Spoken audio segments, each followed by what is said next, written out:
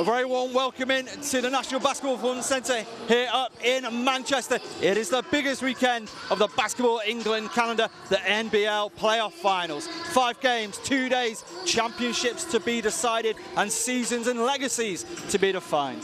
My name is Darren Paul. I'm joined by the Man Mountain. It's Will Reed to talk you all through the intro to this first matchup, and what a matchup it's going to be. Essex Rebels 2 taking on the Barnet Bulldogs. Well, just introduce us to the game. How are you feeling about today, this weekend, and today's game? I love this every year. It's been 3 years on the bounce now. I've been asked to come back, and I love it here. Finals weekend, it defines seasons, it defines legacies, it defines teams' momentum going in for the next season as well, and I can't wait to see what happens. It's going to be absolutely brilliant. Like I said, 5 games over the 2 days. We're starting with the D3 men's final. This is going to be one that might go under the radar for some people, as there's just not that much tape. There's not that much opportunity unless you're in the venues seeing these two teams. How is that going to factor into today with the two teams? I think both teams are they're underrated in how good they actually are. Barnet, in their pre-season, they played a few D1 teams and they did okay.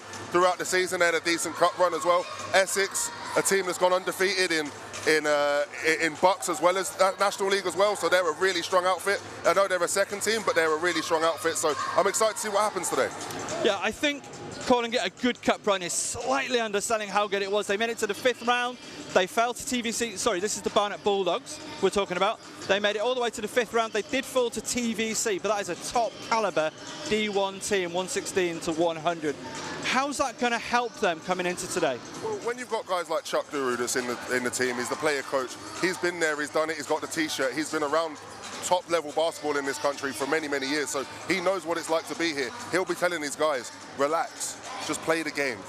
We'll see where we are in the 4th quarter and we'll adjust accordingly. He knows what it's like to be here. He'll be that calm amongst the storm of today's excitement for Barnet. Some of them haven't been here before, but he'll be that calm amongst the storm. No pun intended, with him and Nick Allen also being from the Hemel Storm. Now, very quickly, on Chuck Duru, he's a player coach. How does that change things? How does that change his role and the way he looks at today? I think for Chuck, he's more than capable of being able to judge the two. I mean, we saw it last year in the national finals for the D2 team with Martin Gale, how it was to cope with playing as a player coach and also being aware of the bench and the rotations. He's that same sort of ilk. He'll know how to look after the players. He'll know who needs minutes, who needs rest, who's on the fouls. He'll know all of that stuff. It'll be tough because he'll be caught up in the game as well, but he's got enough around him to be able to judge that and be able to play it out and be able to be effective. Now, one thing I think Barnet do quite well is starting games strong. How important is that going to be for them for success today? I think if they start strong defensively, if they can get the stops. Essex are a quick team. They want to be out in transition. They want to be out on the fast break, and they want to get their easy looks that way rather than the half-court game. Whereas Barnet, they'll be looking for their hard-court offense, be able to run the plays. They'll be looking for screens down and getting flares and being able to rotate round and making the defense of Essex move. So it'll be interesting how they start. But defensively, if Barnet start well, we're in for a good game. Barnet Bulldogs have the Player of the Year for the South Division in Connor O'Reilly. He had 26 points in the quarterfinal against Liverpool. Just talk to me about Connor's game. Connor's nice. Connor's nice. Like I'm not gonna say he's not nice. He's nice. Like he's gonna be probably their 1 or 2 option today. He's nice. That's all I can really say. He's nice. Of course, player coach Chuck Duru, he had 20 points in that semi-final win over Liverpool. Again, just talk about his impact in this game on the floor. I think with Chuck, he's, like I said, from a coaching standpoint, he's the calm amongst the storm. It's very much the same on the court. He's very much become a 3-point, like that's where he likes to stay on the arc. He doesn't really drive too much now, but he can see the court, so he's very aware of spacing. So we look for Chuck to be on the weak side from the ball, and look for him to be that option for the weak side kick for a corner 3. That'll be where Chuck, or curling off of a screen for a flare, that'll be where Chuck will be effective today. Well, a couple of moments ago, I caught up with the assistant coach for the Barnet Bulldogs, Neville Poulsen. Let's see what he had to say. I'm with the Barnet Bulldogs assistant coach, Neville Poulsen. Neville, congratulations on making it this way and having a great season, getting to Manchester. First question, how has your season prepared you for today? I mean, from the beginning of the season, we've got a talented squad, and it's a very veteran squad. So for us, it was just about kind of getting rid of some rust at the beginning of the season, and then kind of getting in our stride mid-season now. We're fully in our stride, we're fully capable, we're a threat. How's your week gone? How's preparation for today gone? It's gone pretty well. We've kind of eased back a little bit, just because obviously comes a lot of pressures and stuff like that. We focused a lot of game tape on these guys, so we know who to look out for, what to do in certain situations, what they run, what they don't run, key aspects. So it's kind of a laid back but more intense IQ-wise. For anybody who's seen Barnet Bulls today for the first time, what is Barnet Bulldogs basketball? Barnet Bulldogs basketball it's been around a long time, funnily enough. It's mostly about youth development. A lot of these guys, I coached them when they were under 16. And for us, for these guys, they came back to us and said, listen, the club is where we started. It's where we've learned the passion of basketball. We want to build a men's program. And 2 years ago, I was like, all right, let's think about it, and we're here now. So it's a good full circle for us. Great story, and best of luck today. Good luck and enjoy it. Appreciate it. Thank you. Everyone, and welcome to the National Basketball Performance Centre here in Manchester for 2 days of sublime and exciting action from Basketball England. Our first match-up today, the Division 3 playoff final between the Essex Rebels 2 and the Barnet Bulldogs. Two teams, 18-0 and 19-1 respectively. Essex 18-0, Barnet 19-1. Should be an absolutely cracking game here today. John Hobbs, Will Reed keeping you company. We'll just go to the team sheets just to start before the game is due to tip.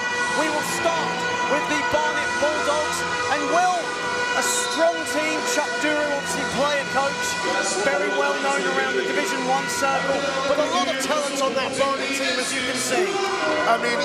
You've got Chuck, but the main threat for them, I think, is going to be Conor O'Reilly, and then they've also got Benjamin Stewart, that's really strong on the boards as well, and then they've got that old vet, that wily vet in Nick Ayling as well, that's going to be a really big part for them today. And for the Essex Rebels, undefeated in Division 3 East, 18-0, not just in East, but in Bucks competition as well. They've not lost a game all season long. That is the team right there. And Jordan Ashley, a player that stands out, 42 points in the semi-final win over the Loughborough Riders II.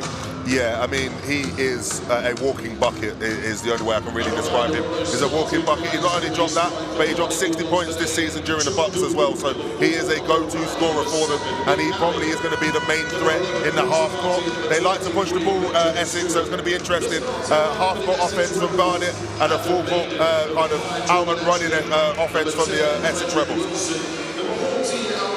We will get the pre-game interview with Essex coach Ryan Maiden at the end of the first quarter.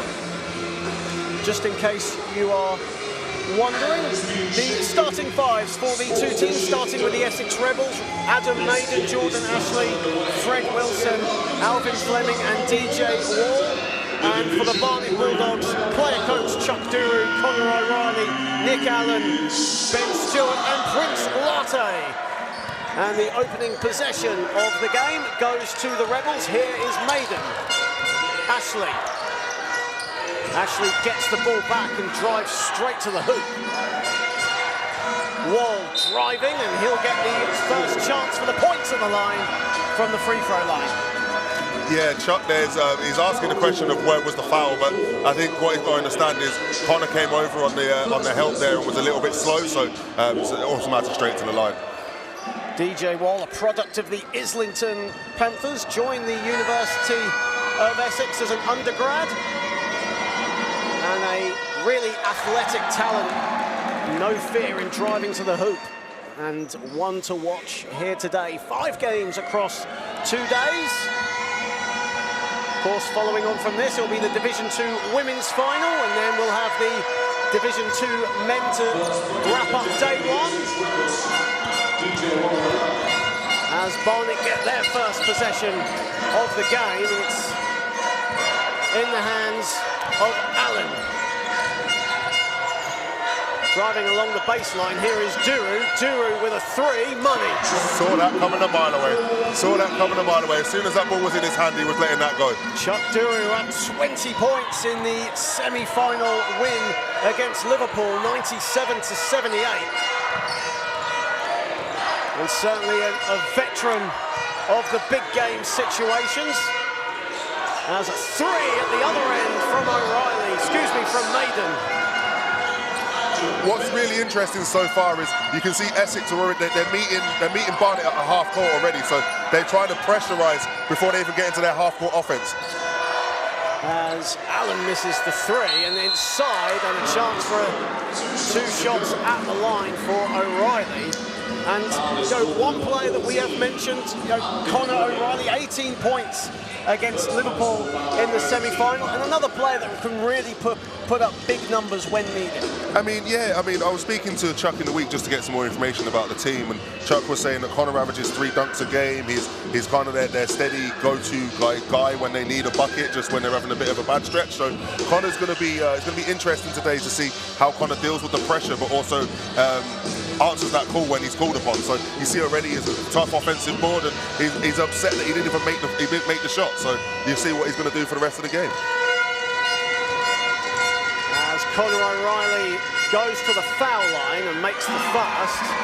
Division 3 South Player of the Year. Of course, Chuck Duru won Division 3 South Coach of the Year. As O'Reilly makes them both, and we're tied at 4.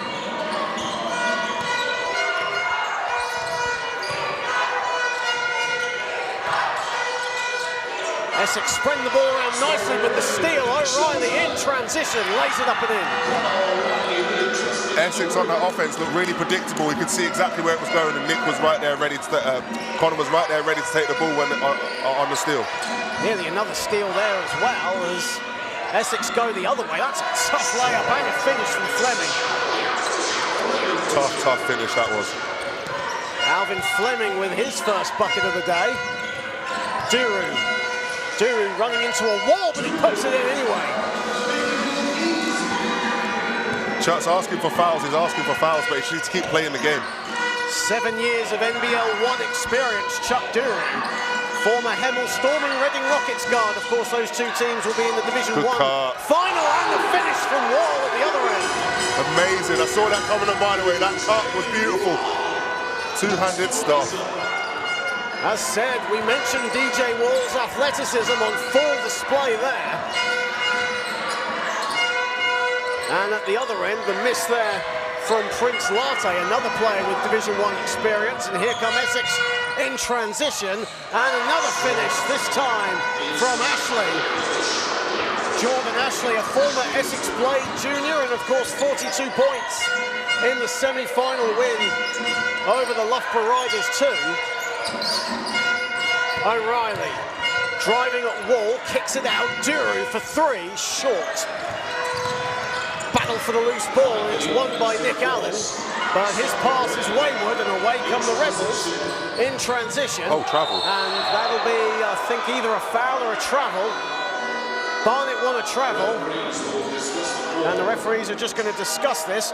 Our 3 referees for today: Stephen Desmond, Jamie Wheeler, and Alejandro Martinez. Let's have a look here on the replay. 1, 2, oh. And it's an unsportsmanlike foul has been called. As you see on the replay there, Nick Allen wanted to travel, but good footwork there. It was. Even I called the travel on comms here. I thought it was a travel, but yeah, the gather of the ball was on the first step, so it was a really, really good fundamental move.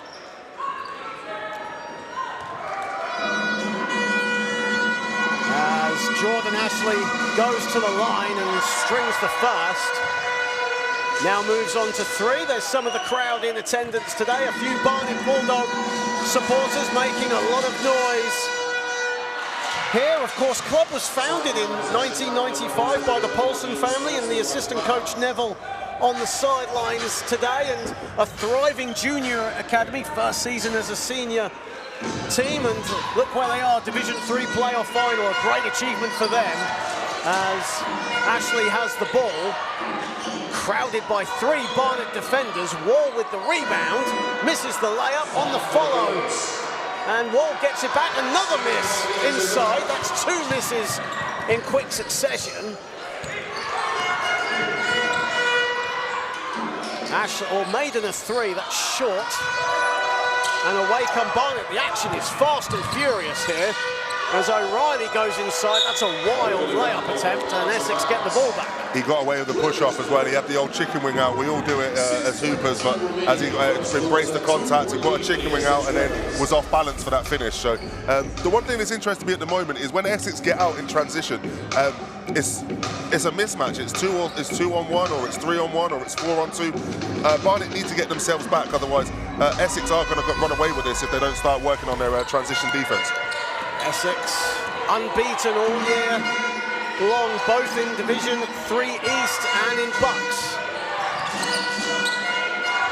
Looking to protect that record and culminate it with a win. That's a beautiful bit of teamwork. And the finish from Ashley, who now moves on to 5. Great little handoff from the post entry there. Duru. O'Reilly looking for options. Finds it in Nick Allen.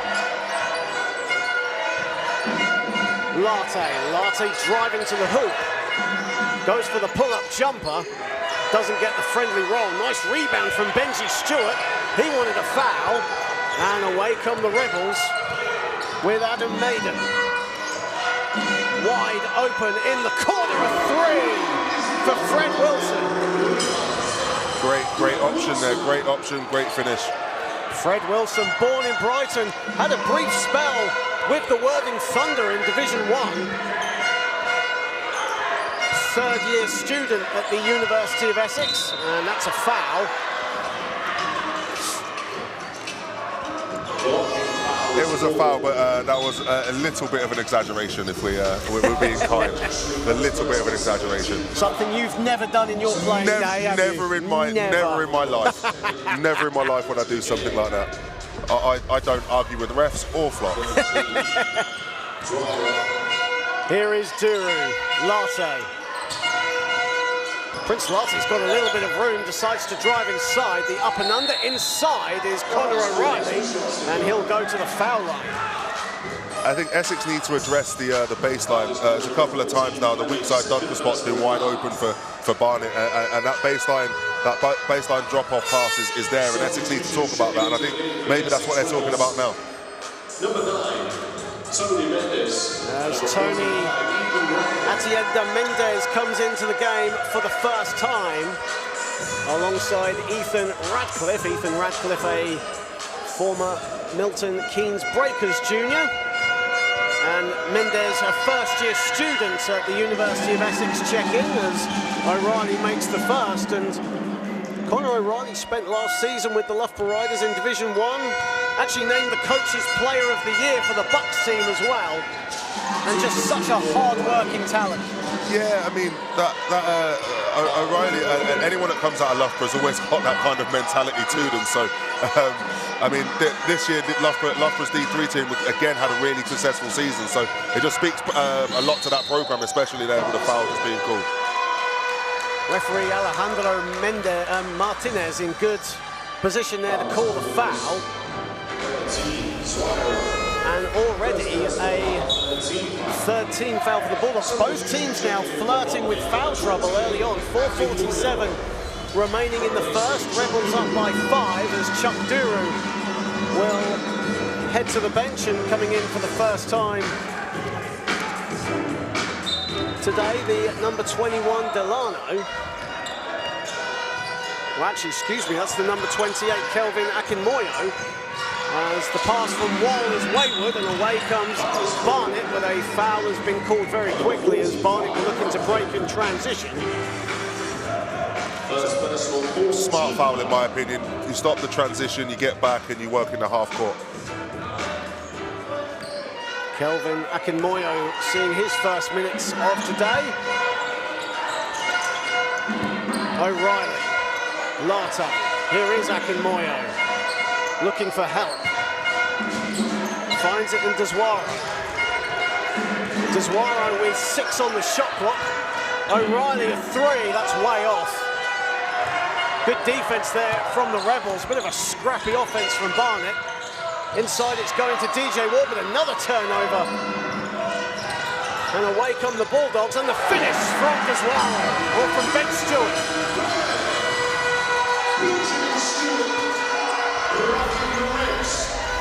See on the replay, good transition play from the Bulldogs, and the finish from Ben Stewart, a former product of Ipswich.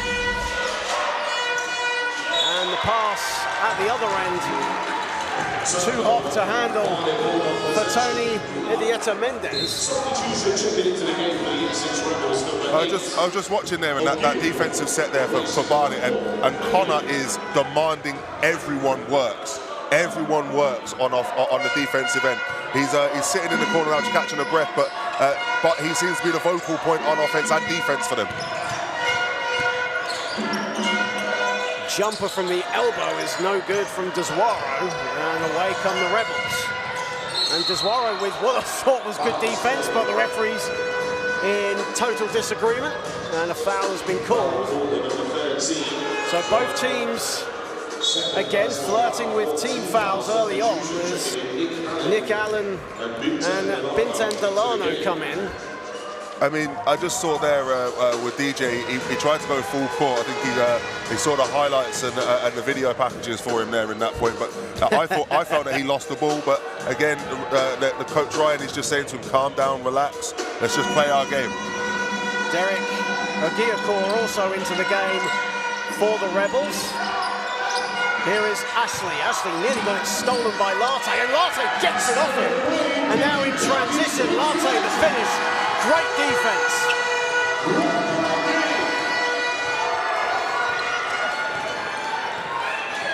Gap is one, and some pressure defense in the last couple of minutes being played by Barnet, and the three at the other end. That was Derek Ogiakor with his first score of the game. Akinmoya finds Delano, and a foul has been called. Travel has been called, actually. Again, it's that same thing again what Connor did a bit earlier on. It's that little push-off. You're unsettling yourself because you're expecting the contact, you're putting your forearm out, you're trying to give yourself some stability, and you're getting yourself off balance, and then your feet works all out of whack. Welcome everyone to Playoff Finals Weekend 2024, the culmination of the National Basketball League season here from Basketball England, as DJ Wall with nearly the backdoor cut there, and it goes wanting. Barney will get the ball back. I mean, I'm sure I'll get some flack in the comments, I'm sorry, but he's 6'8" and he's got a little man in the post. Just go up. Why are you trying to dump it off? Just go up, use your height, use your length, and get a bucket. That's why we have you as the player analyst, I guess. Akinmoyo back to Latte.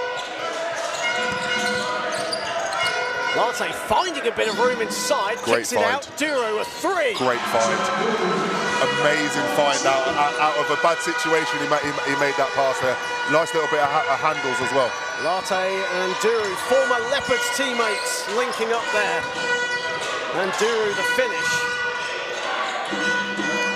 And again, scrappy offense right now from Essex, as Latte and Barnet looking to capitalise, down by 1:42 remaining in the first. Latte putting the moves on Wall. Allen a three, and that's in and out, and Wall with the rebound. Barnet shooting 41% from the field. Essex actually shooting just over 72%. Good find. Inside it goes. Great finish from Radcliffe for his first score. Just what I said there earlier about the weak side dunker spot. Essex just did it on the opposite end this time round. Great little find that was. Duru putting the moves on Radcliffe, driving to the hoop. That's pretty. Okay, Chuck. Chuck came to play today. Okay. Okay.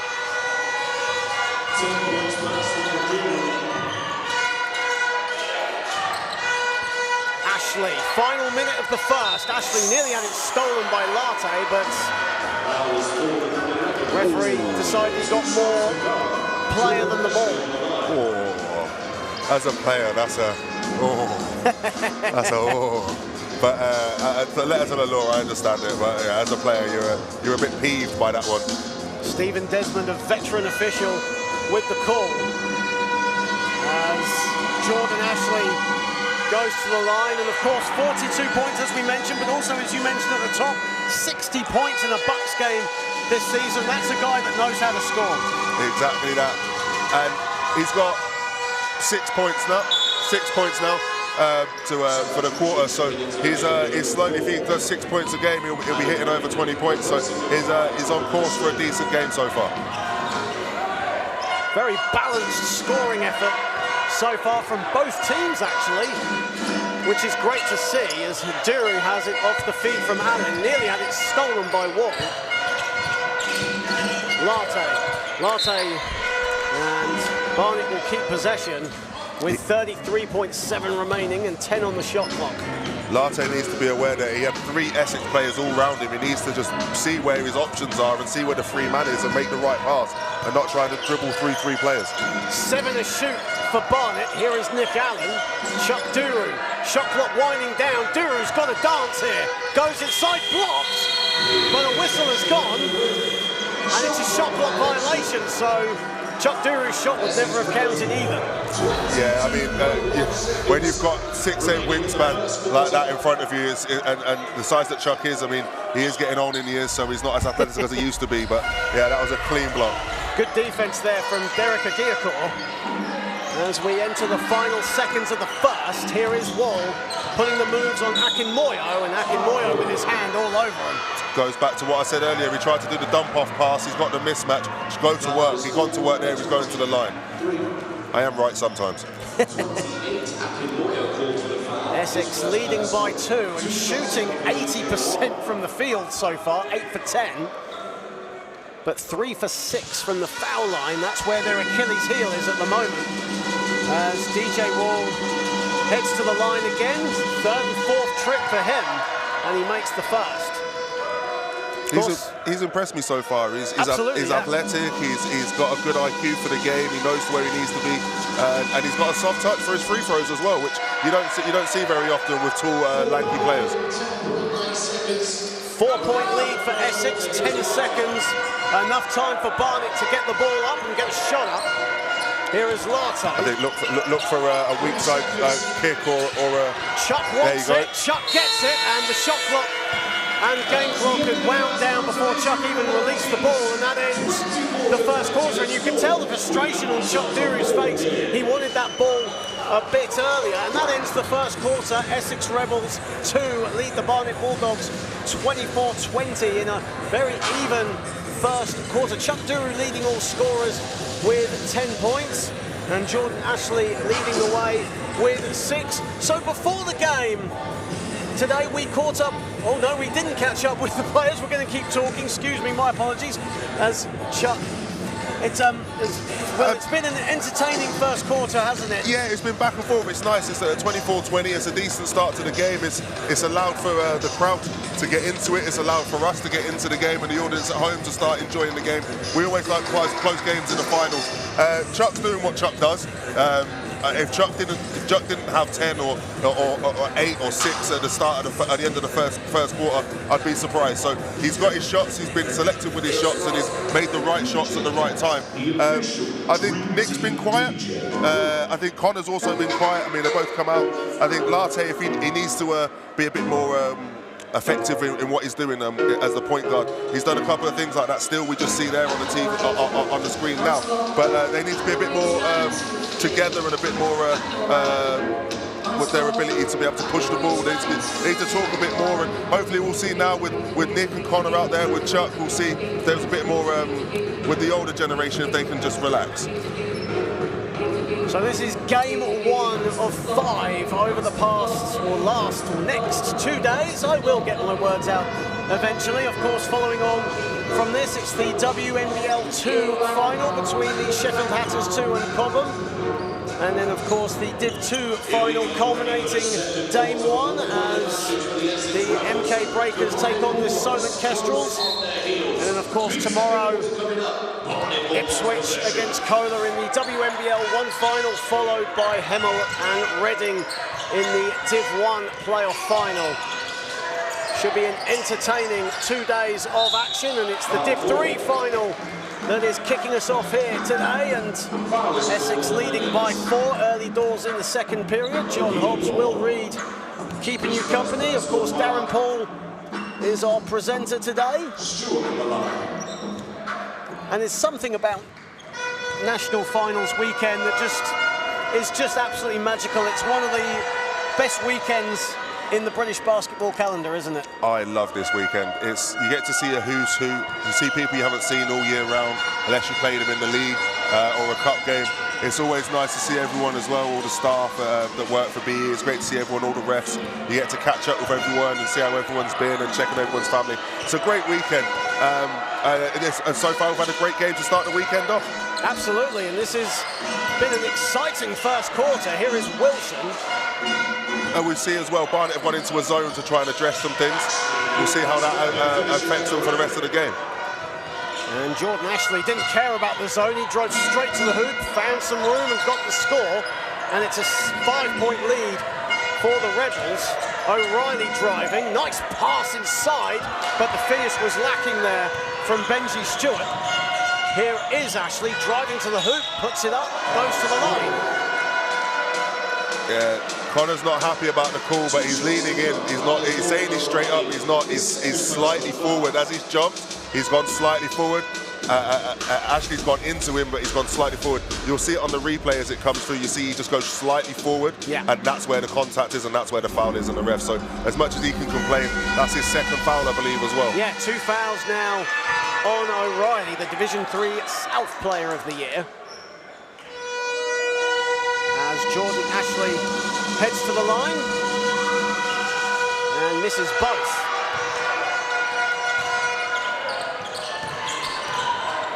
Here is Duru. O'Reilly driving. Dwara was looking for the pass, didn't get it, and here comes Rebels in transition. Ball batted around, and good defense from Nick Allen. And the ball again batted, and that whacked Adam Maiden right in the face, and right into our presenter Darren Paul and Jake Einen's lap. Yeah, Adam being Ryan's brother, I'm sure they'll be addressing that and talking about it after the game. Absolutely. Here is Duru. Duru driving, and a bit of an out-of-control offense from Chuck Duru. Of course, we mentioned 7 years of NBL 1 experience, a former Hemel and Reading guard, so he'll have a vested interest in tomorrow's playoff final. Won the NBL 2 South title with the Westminster Warriors in 2022. Of course, it was that unbeaten league season, but fell just short, losing in the semi-final stage to the Solent Kestrels 2. Of course, that was the playoff finals weekend where we had 3 teams from Solent yes, we did, yeah. in the finals. We had the second team, the women's team, and the senior men's team. Great program down at Solent, a bit like Loughborough, a bit like Essex as well. Great program working within the universities as well. And not just on the court, but off it as well. We have some Solent University alumni working behind the scenes. Maria, our camera operator, an alumni from Solent University, and of course the Basketball England photographer Luke Simcock, also a Solent University graduate. They're all over the place this weekend.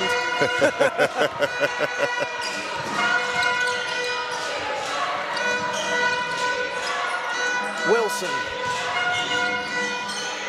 Inside to a Gigcore, who gets his shot deflected away, and away come Barnet again. As Stewart has his ball stripped, and away comes the Rebels. Ogiacore a 3, no good. It's tapped around. Wilson has it, no. It's given to Maiden. Here is Wilson, a 3. Second 3 of this game for Fred Wilson. I think we'll see a timeout coming if there's another bad offense for Barnet as well. 8-point lead now for the Rebels. Wilson now moves on to 6. 2 of 2 from downtown for the Brighton boy. Latte, Duru, they've got to score. And again, Essex nearly come up with it. Latte has a bit of room from the elbow and gets the friendly roll. Yeah, there's been a couple of sloppy offences there for Barnet, but they just managed to get a bucket off of some hustle. So we'll see how they try and address that coming down.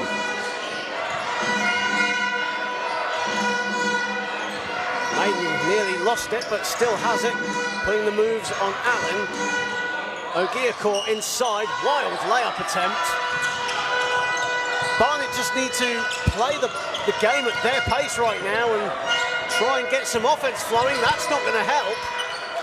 This is what I mean. They're doing exactly what Essex want them to. They're rushing. They're not playing their game and they're just rushing. Essex like a fast-tempoed game. Barnet need to calm themselves down. 8 turnovers now for the Bulldogs.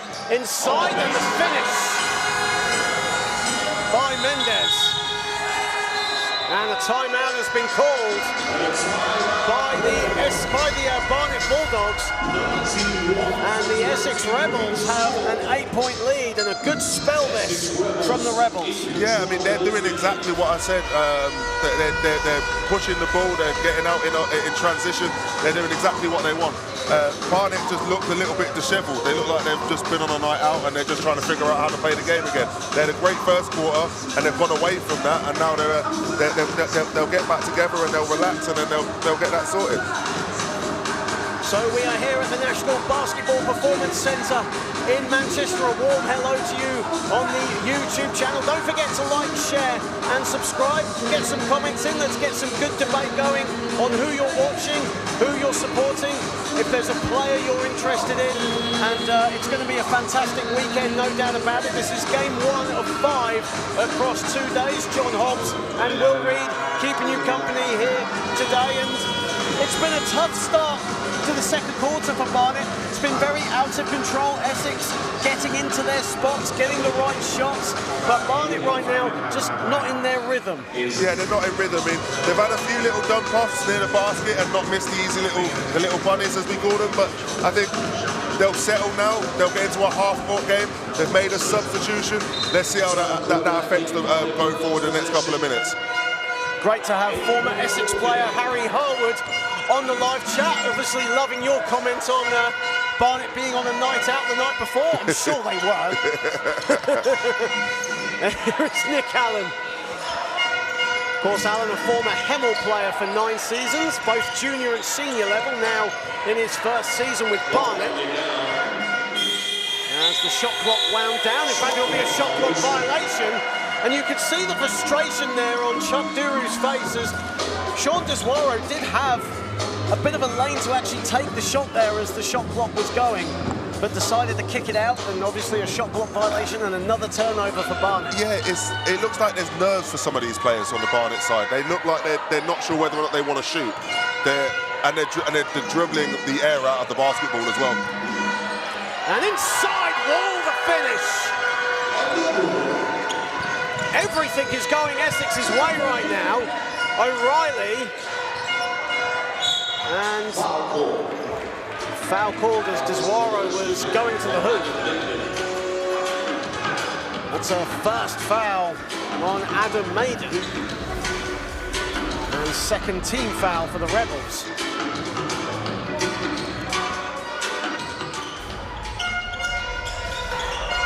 Here is Duru.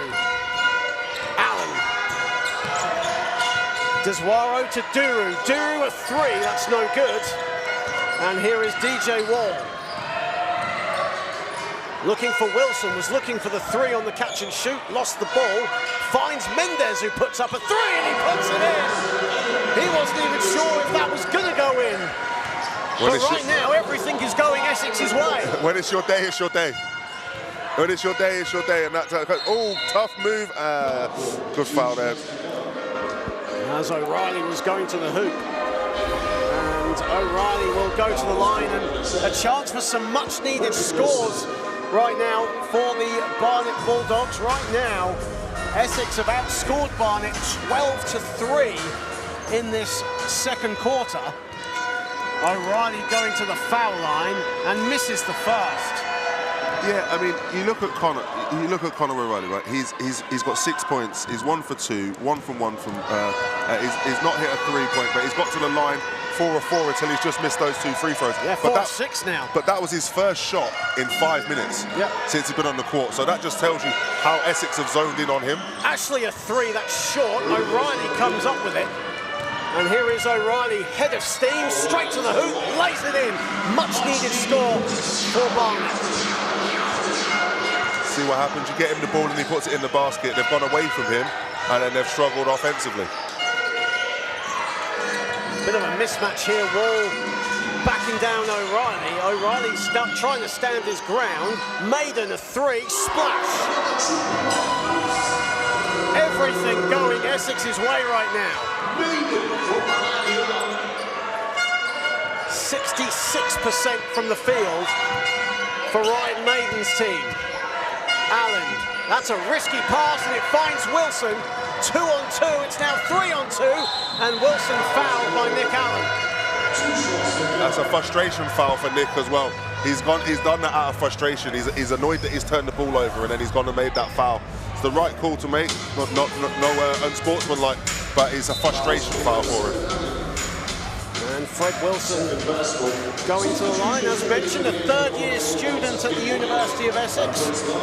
Played a season, well, half a season with the Worthing Thunder, and a player that can really shoot the ball, especially from the corner, but you know, it's really developed his inside game as well whilst at Essex. Yeah, I mean, you can see that he's now become a threat inside and out, and being that threat from the short corner and on the 3 allows you to open your game up to be more of an offensive threat inside. So it seems like Essex have got him on the right path so far this season. Wilson misses the second, rebounded by Stewart. Deswaro.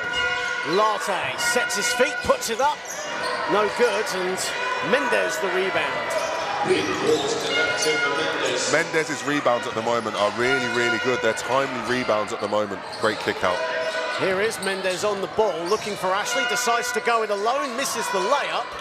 Ball batted around, and Essex will keep the ball with 9 on the shot clock.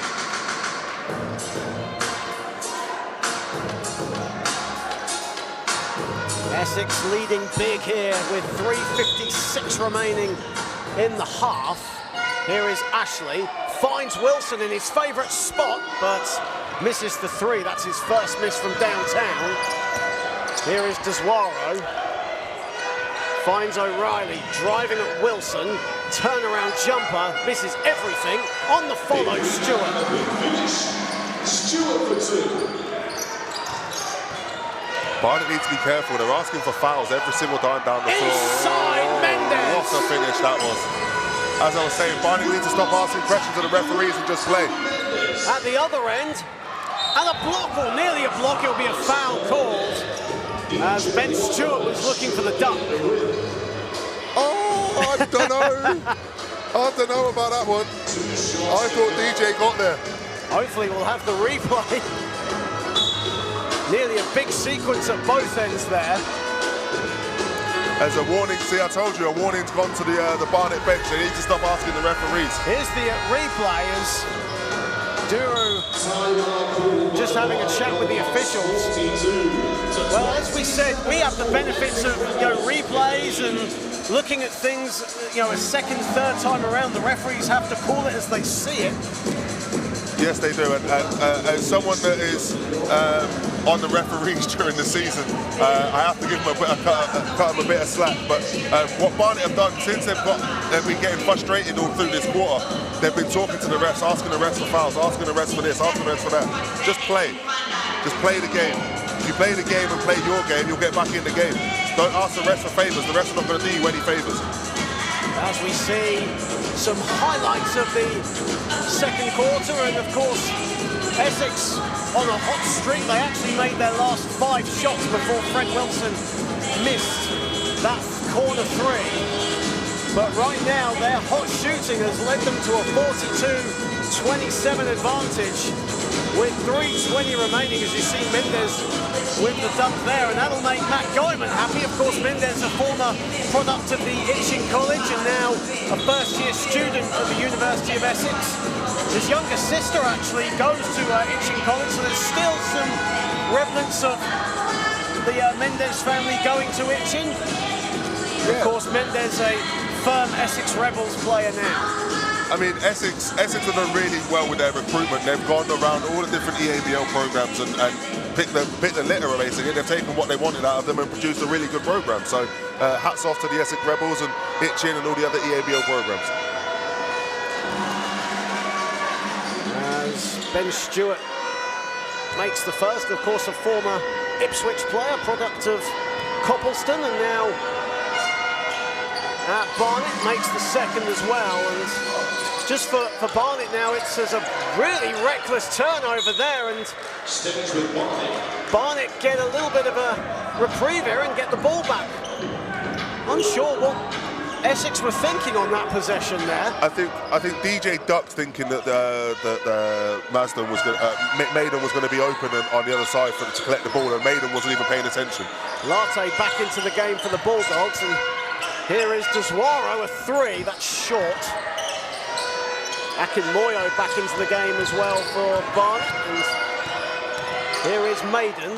Ashley, bit of room inside, and as DJ Wall was going to dunk, Akinmoyo deflects it out of bounds. Good awareness there to help over there. It was really good awareness. But you can see that Barnet are really up on Jordan Ashley, but they're allowing the others to be open, and those little dump-offs and weak side cuts are just killing them at the moment. Rebels up 42-29, 2:51 remaining in the half, as both teams' offense is just getting a little scrappy at the moment as turnovers are building up. Yeah, it's getting to that point of the game where they've figured each other's offenses out, and now they've got to make the next adjustment. It's always a chess game. They've got to now make the next adjustments, and what's the next plan of action, what's the next three moves we're going to make. Latte, who spent his junior career with the Bulldogs before heading to Brunel University, gives it up to Duru. O'Reilly on the catch and shoot, and Wall rebounds, and now Wall ahead of steam and has to slow it down as Barnet get back in numbers. Wall still has it, and now it's on the possession of Barnet. Here is O'Reilly going to the hoop. Nearly had a highlight jam there, and a foul called at mid-court as Conor O'Reilly was going for the screensaver. That is the sneakiest bounce I have ever seen. I think he was going to lay it up. Oh, I think he was going to lay that one up. Adam Maiden, nearly the product of a highlight reel on Hoopsfix, but instead can breathe a sigh of relief as a timeout has been called. 2:22 remaining in the half, and of course, it's great to have you on board here on the Basketball England YouTube channel. Welcome everyone, and don't forget to like, share and subscribe to the Basketball England YouTube channel, and also follow us on social media at NBL England on X, Facebook and Instagram. Highlights of the day's action and tomorrow's action and all the behind the scenes content will be on the social media channel. You won't get to see my face, which is probably a good idea across the social media channels, but Will here, he's a dashing lad and you never know. And here is the running order, of course, 6 o'clock tonight. Milton Keynes Breakers take on the Team Solent Kestrels. That tips off at 6 p.m. Of course, we've got the Sheffield Hatters and the Cobham Cobras, which will tip off at 3:30, and a feast of Basketball England action here today. Yeah, it's going to be an amazing day. Those next two games are going to be really interesting. The Hatters game is going to be really interesting. I always find it amazing how Hatters manage to keep coming back every couple of years to a final. And obviously the MK Solent game doesn't really need to be promoted. And it'll be great to have an all-female commentary team for the WNBL 2 final, as Kaz Bullock and Hannah Alty will be taking the reins from me and Will for that game. And of course, Kaz, a volunteer of the year in the Northwest Regionals for Basketball England's awards. Great to have her on board as always for the playoff finals. She'll be taking over my spot a bit later on. Here is Deswaro. O'Reilly on the catch and shoot three. That's off to the right, and Ethan Ratcliffe back into the game with the rebound. There's been a couple of those so far for O'Reilly. From that same spot, he's been off a couple of times. Here is Maiden driving to the Tough hoop. move. Gets it to go. No, it's an offensive foul. Chuck Duru in the right place at the right time. How many times have we said that over the years? That's a veteran knowing where to be on a in a play there. It's a vet move. Great stand. Fantastic stand there from Chuck. Knew exactly where he needs to be. Get his feet set, stand strong, take the contact. Real men's basketball. Of course, Chuck, alongside the Paulson family, starting this senior team. Of course, they have big aspirations to go into Division One, build a women's program as well. Of course, an already established junior program at Barnet. Many of the players playing today have been a part of that junior dream team over the last few years, Chuck being one of them, and Prince Latte on the ball, another one of them as well. Here is Duru driving baseline, kicks it out. O'Reilly a three, that was deflected by Ogiakor, and away come the Rebels. Really good reactionary defense there to get back out and close out. Here is Ashley looking for help, finds it in Mendez. Mendez drives on Duru.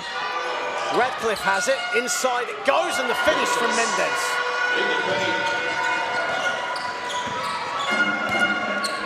Ethan Ratcliffe's been really impressive in the minutes that he's had. He does all the right things really well. Latte looking for help. Here is Duru driving. And good defense from Ogiakor, and he comes up with it. Here is Mendez, runs into trouble, and the ball goes right in front of us, and it'll be a Barnet ball. Essex need to figure out a new offense. Barnet need to figure out a new offense. There's a couple of times now where Essex know where the rotations are, we're just waiting for that pass to be made. Mendez currently leading the way with 9 points in a very well-balanced scoring effort for Essex as Latte drives, and the finish inside from Akinmoyo. Nice little crossover there to get the freedom to be able to make that pass as well. Akinmoyo with his first field goal of the day. Chuck Duru still leads the way with 10, hasn't scored in this second quarter as we enter the final 20 seconds. As Latte with the steal, here is Duru in transition, lays it up and no good. Good rebound. O'Reilly fighting with it with Jordan Ashley. And the possession arrow going the way of the Rebels. Timeout called by Coach Maiden. He just wants to set a play for the final possession. 12.6 seconds remaining in the half, and the Rebels up by 13. And after a very slow start, Barnet sort of finding their way, but Essex right now have the upper hand. Well, that's it. They found their way. But if you look at the scoring, you'll say that it was spread. It's amazing. Their main offensive threat in Ashley's only got 8 points. You've got a couple of other players on 7 points. With that offense being so spread and those options being there, it's causing Barnet so many different headaches because they're just not sure of who to address and who to be on, who to zone in on, because they're just able to just pass the ball to whoever, and whoever's putting the ball in the basket. Absolutely. Right now you see Aidan Daly just looking for his first action of the game, and assistant coach Ross Norfolk, of course, the head coach of the Division 1 men's team, and Essex, of course, what a great season they had in Division 1 this season, but fell at the first hurdle of the playoffs to Bradford, but still nothing to be ashamed of. They had a great campaign. No, they were a really good campaign. I thought, honestly, from about February onwards, I thought they'd won the league. I thought they were going to win the league. I thought it was going to be them, Derby or Hemel, that were going to win that league. But Bradford do what Bradford do. Bradford like to have this Jekyll and Hyde to them, where they turn up some weeks, and then some weeks they're really bad, and then some weeks they're the best team in the league. So it's not surprising to lose to Bradford. Final seconds of the second quarter, 12 seconds for Essex to get a shot up to end the half, and ended on a high. They already lead by double figures. Ashley driving the floater, no good. Final seconds, Duru's got to put it up, and that would have counted as well, but it's no good, and that ends the first half of action here at the National Basketball Performance Centre in Manchester, and Essex lead Barnet by 44 points to 31. Chuck Duru leading the way with 10 points. In vain at the moment for Barnet. And Tony Idiata Mendez leading the way with 9 points for the Rebels. A good half, though, for Essex, especially the start of the second quarter. Yeah, I mean, that start of the second quarter, like I said, Barnet went away from Connor, they went away from Chuck. They just ended up trying to just find anyone else to get them a bucket. And when you're in a final, I've said this before to people, when you're in a final, you need to get people that you know your go-to scorers, get them the ball until they're no longer an option. And what Essex did really well was they zoned in on Connor, they zoned in on Chuck, and they didn't allow any of them to be able to get themselves going in that second quarter. They saw Chuck was going off, they saw Connor was getting his flow. They did a really good job of stifling them for the first 5 minutes of that quarter. So it is half-time here at the National Basketball Performance Centre in Manchester. Will is now going to join Darren for the half-time report. Of course, this is game 1 of 5 here this weekend. Of course, following on from this game, it'll be the Sheffield Hatters 2 against the Cobham Cobras in WNBL 2 playoff final action. Kaz Bullock and Hannah Alty will be providing the commentary for that game. And of course, final game of day 1, it will be the Milton Keynes Breakers taking on the Solent Kestrels in the Division 2 final. Congratulations, Ben. And lastly, the Division 3 next Southwest Player of the Year from Cardiff City. And I think as well, we will now hand it over to Darren and Will, who are going to give us the halftime report. Take it away, Darren. Thank you very much, John. It's all going off here. We've got award winners, we've got fans up on their feet. Well, what a first half of basketball we've been treated to. Yeah, that was an amazing first half, especially for Essex. Hello, mate. Hello, Cardiff. Cheers, mate. Congratulations on your award, Well done, guys. Well done, guys. Congratulations. Congratulations. Cheers, guys. As we were saying, amazing first half. I was really impressed with the way the Essex moved the ball. I was really impressed with their ball movement. The fact that they got out in transition, I thought that was really, really good. I was saying to John on commentary, the issue that Barnet are having, especially the start of that Game situations, was they went away from Connor and they went away from Chuck.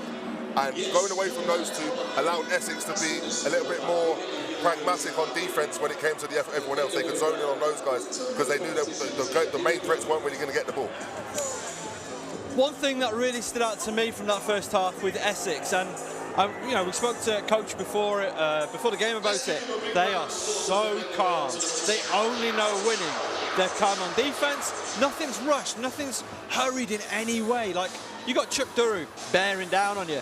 And these players are just remarkable. They're so calm, so collected. They just do their defending. You come here, I'll stay in the 5. All right, I'll come to you. Oh, we've got the ball. Right.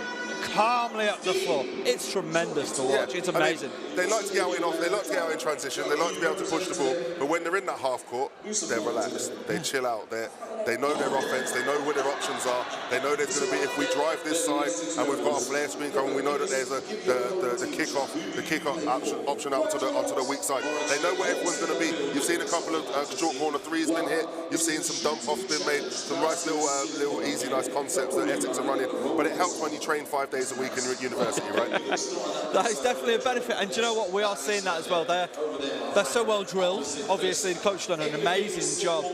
And the fact that they've played, I think it's about 38 games or so this year. It's absolutely incredible the amount of games they've played between Bucks and NBL, and that's just coming out in space. Yeah, you can see. I mean, you can see which team's a university team and which team's been played the more games. You can see which team's a men's team and effectively has 9 to 5s and can only train once or twice a week. You can see the difference in the two when it comes to the things like being relaxed and being calm and being able to trust each other and knowing each other as options. Whereas with Barnet, they're a good team, great to be here, fantastic season. One coach of the year, got a player of the year, won their conference. But you can see the difference in terms of preparation so far in this first half. Let's talk a little bit more specific about some players now. I really want to focus in first on DJ Wall. For me, he was possibly the key man of the entire game for that first 10 minutes or so. for that first quarter in particular. He had 5 2-1 in that time. His defensive presence, fantastic, especially guarding the paint. There was that big pressure play. He just put his hands up, stopped the run. I mean, it's DJ, but the one that stood out for me is Mendes. He's the one that stood out for me. DJ, it's funny, I was thinking about this on commentary while the game was going on. There's something about DJ that gives me heart palpitations. For every 3 things he does well, there's something that I'm like, oh my God, calm down. But I'm sure that's been addressed, and it was some good options defensively. He's great. Offensively, he's been okay. There are points where he needs to be better, but he's been good. But the one for me that stood out on the Essex side has been Mendes. He's hit clutch shots, and he's also been effective on defense, and he's played the game the right way so far today. Yeah, that was going to be my next talking point. You'll see that. Apologies. Yeah. Mendes, especially that second quarter impact, his level stepped up.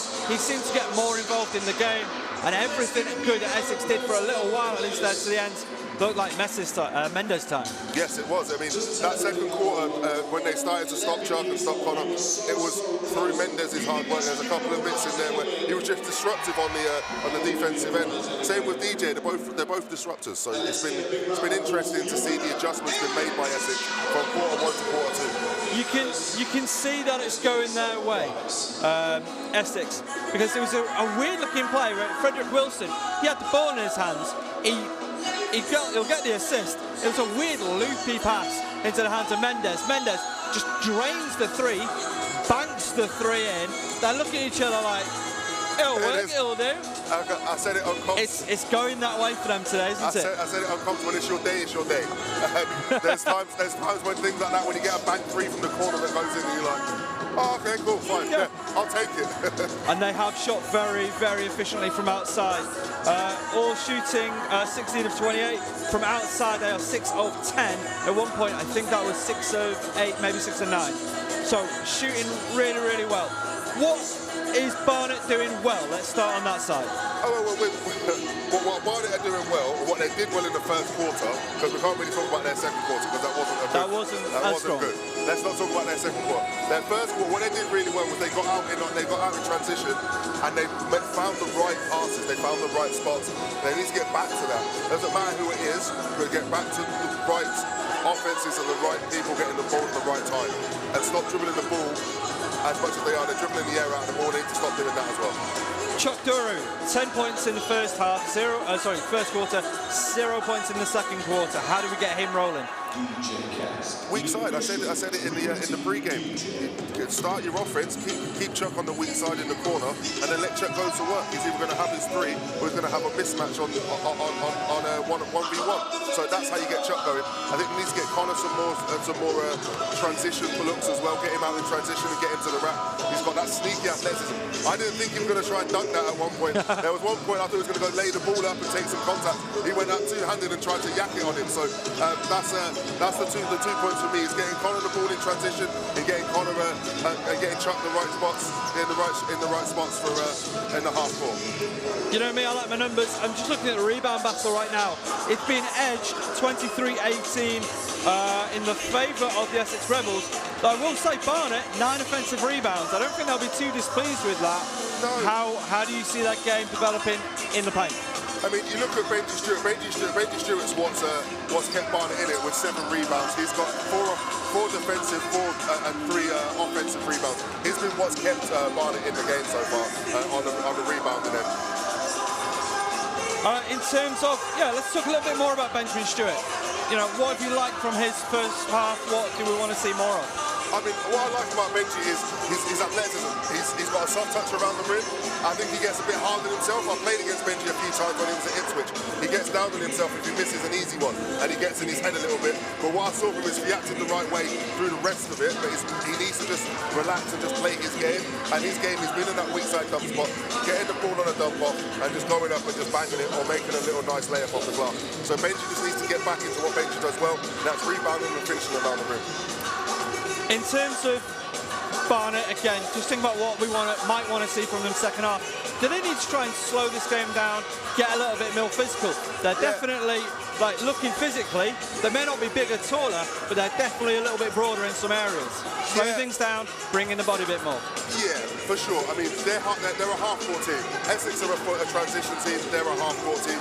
They've gone away from that so far, but they can get back to the transition and they can stop telegraphing their passes, because Essex have noticed what their rotations are, and they're kind of just waiting for them to go, oh, thank you, off we go. If they can get into their offense and relax and be able to find the right passes and not dribble the ball too much and to keep the ball movement going, Essex will get back into this game, but they need to realise what works and what doesn't and let the egos go and just play.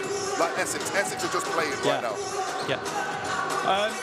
In terms of timeout taken fairly early in the second by Barnet, obviously they're seeing how things are transpiring.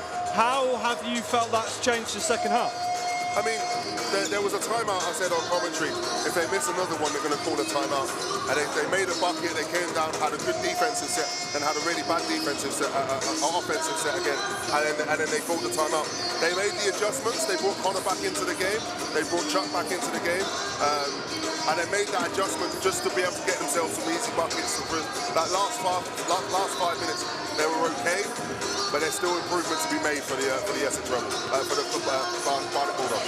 We've got about 3 and a bit minutes until we head back to action. We've got you and I for another minute and a half or so. So just summing things up, what do you want to see more of Essex? Because we've said what we want to see more of from Barnet in terms of how do they come back. How do Essex keep succeeding? What I want to see from Essex in this next half is the options in the half court for them to run it with a bit more conviction. They get out in transition, they do well in transition, but they lack a little bit of conviction sometimes with what they're actually going to do. There's been a time when they've played with conviction, they've had them post entries, they've had the post entry, and they've had those little dump off passes, and they've made some nice little plays off of that. Get back to that. Let me see a little bit more nice basketball. I want to see some good basketball, not just easy layups and easy shots. Some nice basketball sets. Give me some European type basketball. That's what I want to see from Essex in the second half. And if this game is close going down the stretch, I know that you've been talking to the coaches. Yep. Who's going to get the ball for Barnet? I think for Barnet, I'd be amiss to say if it wasn't Chuck. I think he might hurt me if I don't say Chuck. But Chuck said that Connor's probably one of the most clutch, and Sean's one of the most clutch players they've got on the team. So it will depend on the hot hand. And I think the same for Essex, the hot hand. The hot hand will be who gets the ball. And Essex? Essex, I think, well, for me, if it's not Mendes or it's not Wilson, both decent three-point shooters, I think they might be the options. Okay, well that's going to do it. That's going to do it for us at half-time. We're going to send it over to John. We're going to let Will get back into position. And before we actually go to the start of the third quarter, we'll have the pre-game interview with Essex Rebels coach Ryan Maiden.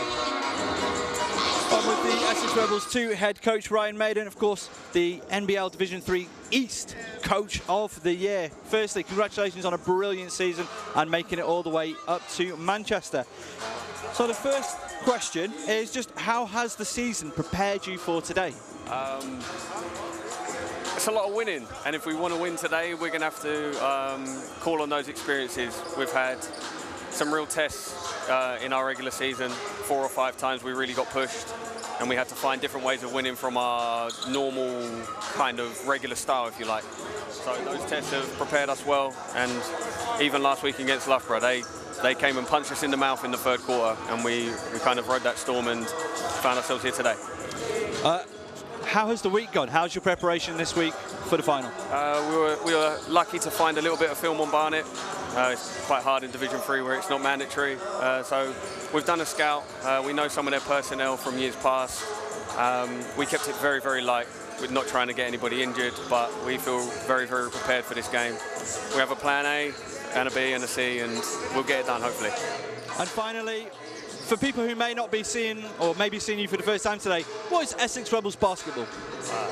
It's fast, we play defense, we shoot a lot of threes. We might not make a lot, but we certainly take them. And yeah, as I say, it's a very up and down game, and we've got a supremely talented team that I think at any given point, anyone from 1 through 12 can get it done for us. Coach, best of luck today. Thank you and enjoy. As the third quarter is about to begin. John Hobbs, Will Reed settled now into the commentary booth. Of course, at the start of the half-time report, we had a brief cameo from Cardiff City and Lewis Tucker. Great to see them travel all the way from South Wales and pick up their Division 3 Southwest Awards. Of course, Ben Fluke, the Coach of the Year. As we start the third period, Barnet with it all to do, and Chuck Duru misses the first field goal attempt of the third. Ashley driving, misses the floater. Ball batted around, goes out of bounds, and Barnet will get the ball. Yeah, it's Benji doing what Benji does there on the rebound. Strong defensive rebound there, but Barnet need to get some easy looks to start this third quarter. Latte finding a bit of room inside, but misses the layup. And away comes the Rebels as DJ Wall puts up a corner three and nails one. Not normally known for his three-point shooting, DJ Wall, but getting it done from the corner. No, that gives him 10 and 6 so far as well, 10.6 rebounds. So he's trying to push himself into that MVP chat for this game. Flirting with a double-double. And he now moves on to 9 points, actually, as Duru goes glass, and Wall with his 7th rebound.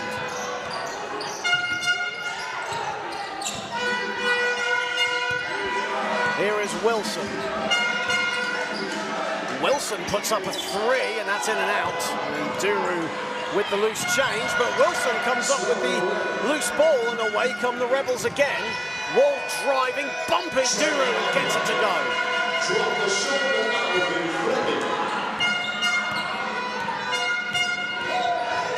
Here is Latte, almost ran out of room. In fact, he did run out of room, and Essex get the ball back.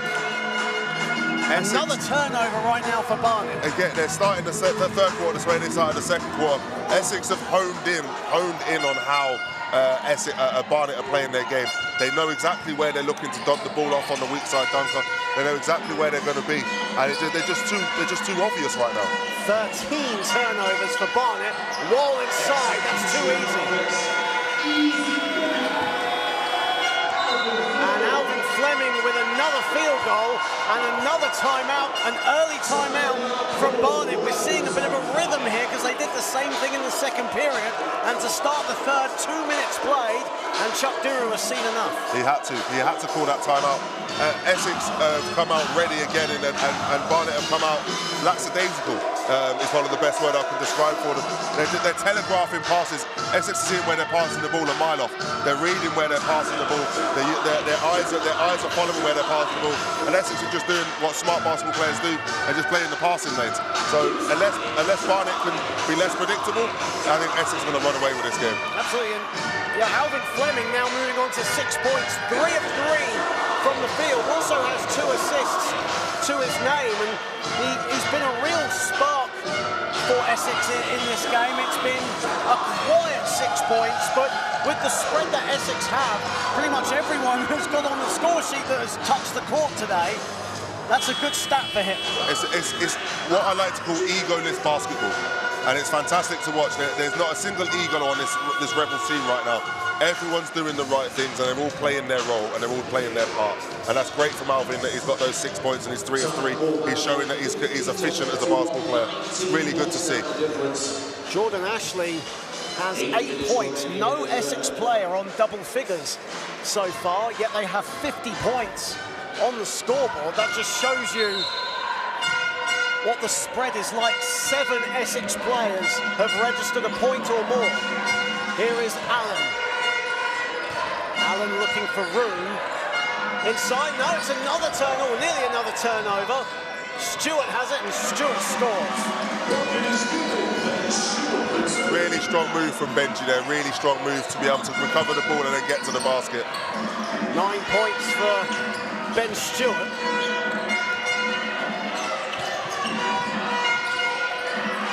Wilson, the extra pass made and is fouled. Hands in the cookie jar there. He saw the dribble, and he saw the way he raised it. You can see it on the replay as well if it comes up. You'll see that he's got that hesitation dribble, and he just, yeah, there you go. Just as about to put it down off the jab step. Bit of a reach, but Chuck Duru with the steal as Fleming was just about to collect. Latte to Duru. Mouse in the house. Putting the moves on Ashley. Duru, a wild floater, is no good. And a foul has been called. In fact, a technical foul has been called.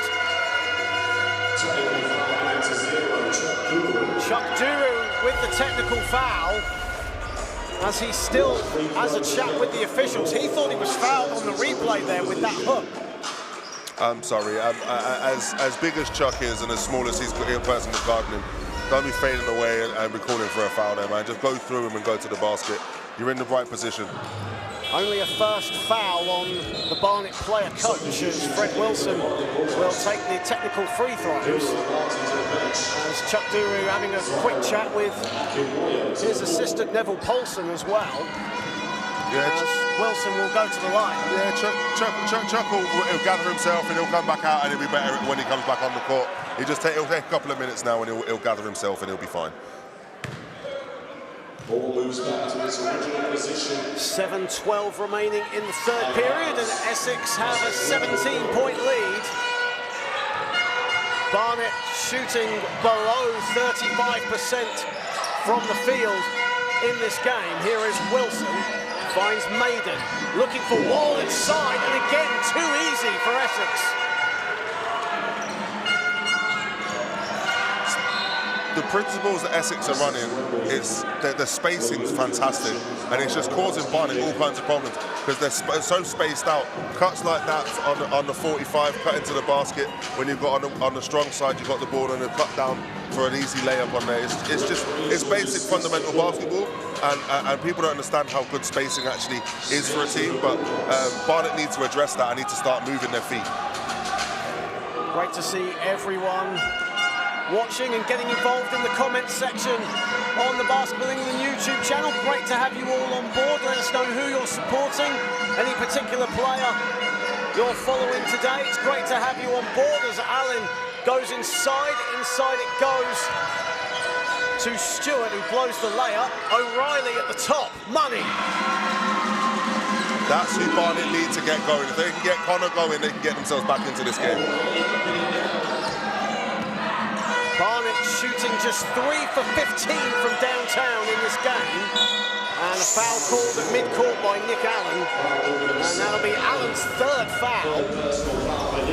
Nick got a bit greedy there, if you see on the replay. He's done all the right things there. He's got in front of him, he's moved his feet, he's kept his chest out, and then just there, he just got greedy. Just do what you did, but stay in front of him. A veteran player, Nick Allen. 9 seasons with the Hemel Storm. DJ Wall looking to spin, go to the hoop, and he's fouled. DJ Wall having a really good game for Essex today. Has 11 points on 4 of 4 shooting, 3 of 4 from the line, 7 rebounds as well. The only Essex player in double figures. I've got him listed down for 6 turnovers, so we'll ignore that bit. You had to stand us up on this, didn't you? Sorry. As Wall goes to the line, 3 of 4 from the stripe today, and makes the first. Now moves on to 12, and Essex with a comfortable lead in what has been an intriguing Div 3 final today. And Div 3 finals, traditionally always very interesting matchups. Of course, last season, the Milton Keynes Breakers blew away East London University, and of course, Blake Freckleton with a monster game, 10 three-pointers, 39 points. Yeah, I mean, well, Blake was playing his. It was almost like an alumni game. He went to East London University. I remember playing him when I was at Northampton Uni, and we played East London in the semi-finals and beat them. And Blaine, even then, after the game was still sitting there doing set shots from 3. So Blaine being a lights-out shooter, it doesn't surprise me in that final. So while we've got a break in play, a big shout out to our sponsors of NBL Live in the playoff finals: Sure Shot, Sport England, Wilson, Sportserve and Dynamic. big thank you to our sponsors for today's game and throughout the season on NBL Live. It's been an incredible season across all 3 divisions in the men and 2 in the women, and it culminates in this weekend's action. And of course, Essex on course right now for a victory in the Division 3 final. And of course, following on from this, it's the WNBL 2 final between the Sheffield Hatters 2 and the Cobham Cobras. And of course, Kaz Bullock and Hannah Alty will be on board to give you all the game action at 3:30. Of course, at 6 p.m, it's the Division 2 final between the Milton Keynes Breakers and the Solent Kestrels, the 3rd chapter in an incredible instalment of action between those 2 teams ends here today in Manchester. And of course, we'll touch on it a bit later as action is happening, but that game down in Solent that won Milton Keynes the Division 2 South, probably one of the games of the season, as Wall off the steal all alone. He's having himself a game. He's having himself a game. I think I think he's pushing himself for that MVP talk now. 15 points for Wall as Akinmoyo responds from downtown.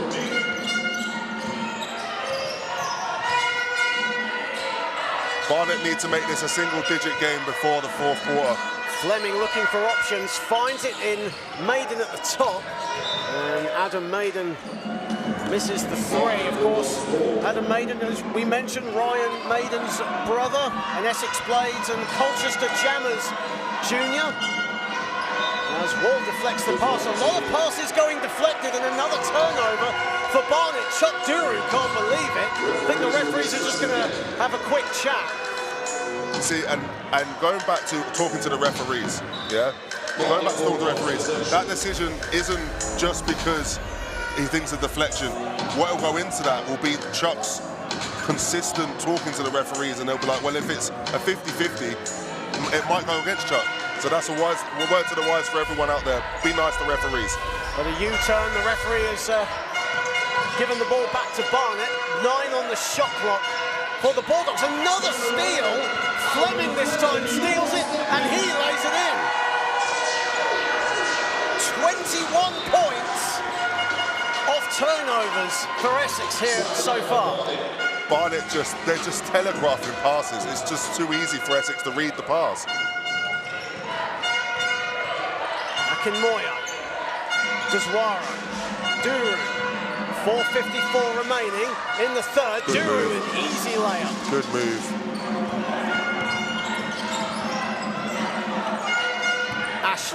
Ashley going inside, behind the back pass, Wall 3. Ashley rebounds it over Akinmoyo, and a travel. As the referees just breaking up a quick bit of afters there between Allen and Wall. Nick being a vet, just getting a younger player to get out of his comfort zone. Of course, Nick Allen, a veteran of the NBL circuit, pretty much spent his entire career with the Hemel Storm. First season with the Barnet Bulldogs, a player that Chuck Duru had first on his radar when he made this senior team. Here is Allen for 2. And Essex come up with it. And a double dribble has been called on Ogiekor, so Barnet gets the possession back. Yeah, he just wasn't sure where the pass was and just got a bit ahead of himself there. Here is Duru with 11 on the shot clock. Allen looking for options. Nearly a turnover again. Deswara pulls up and hits. Sean Deswara, who was one of the founders of this Barnet Bulldogs senior team, getting it to go. And inside Ashley, the other end. Footwork is amazing. That beautiful footwork.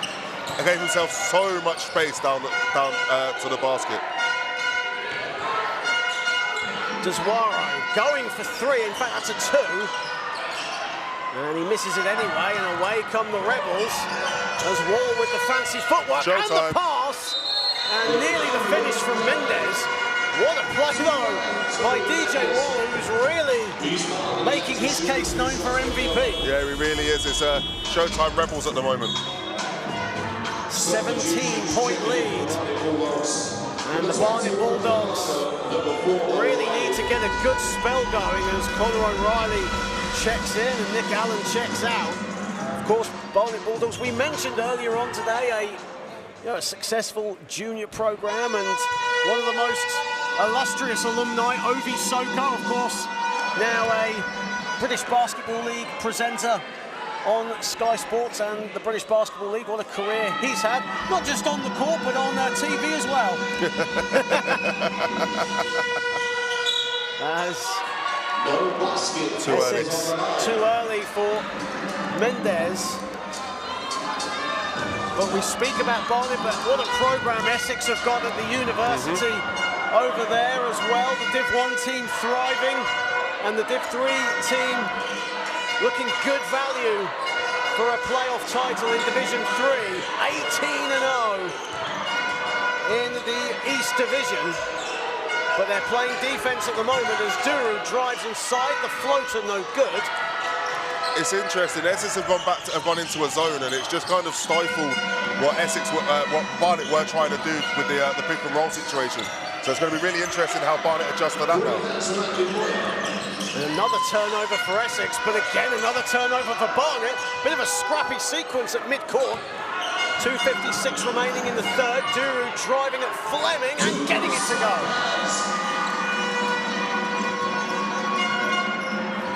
Essex right now not getting into any kind of groove in the last 50 seconds, but they've been so dominant in this game, especially this man on the ball. Wall feeds it inside to Aguirre, who misses the layup and gets his own follow.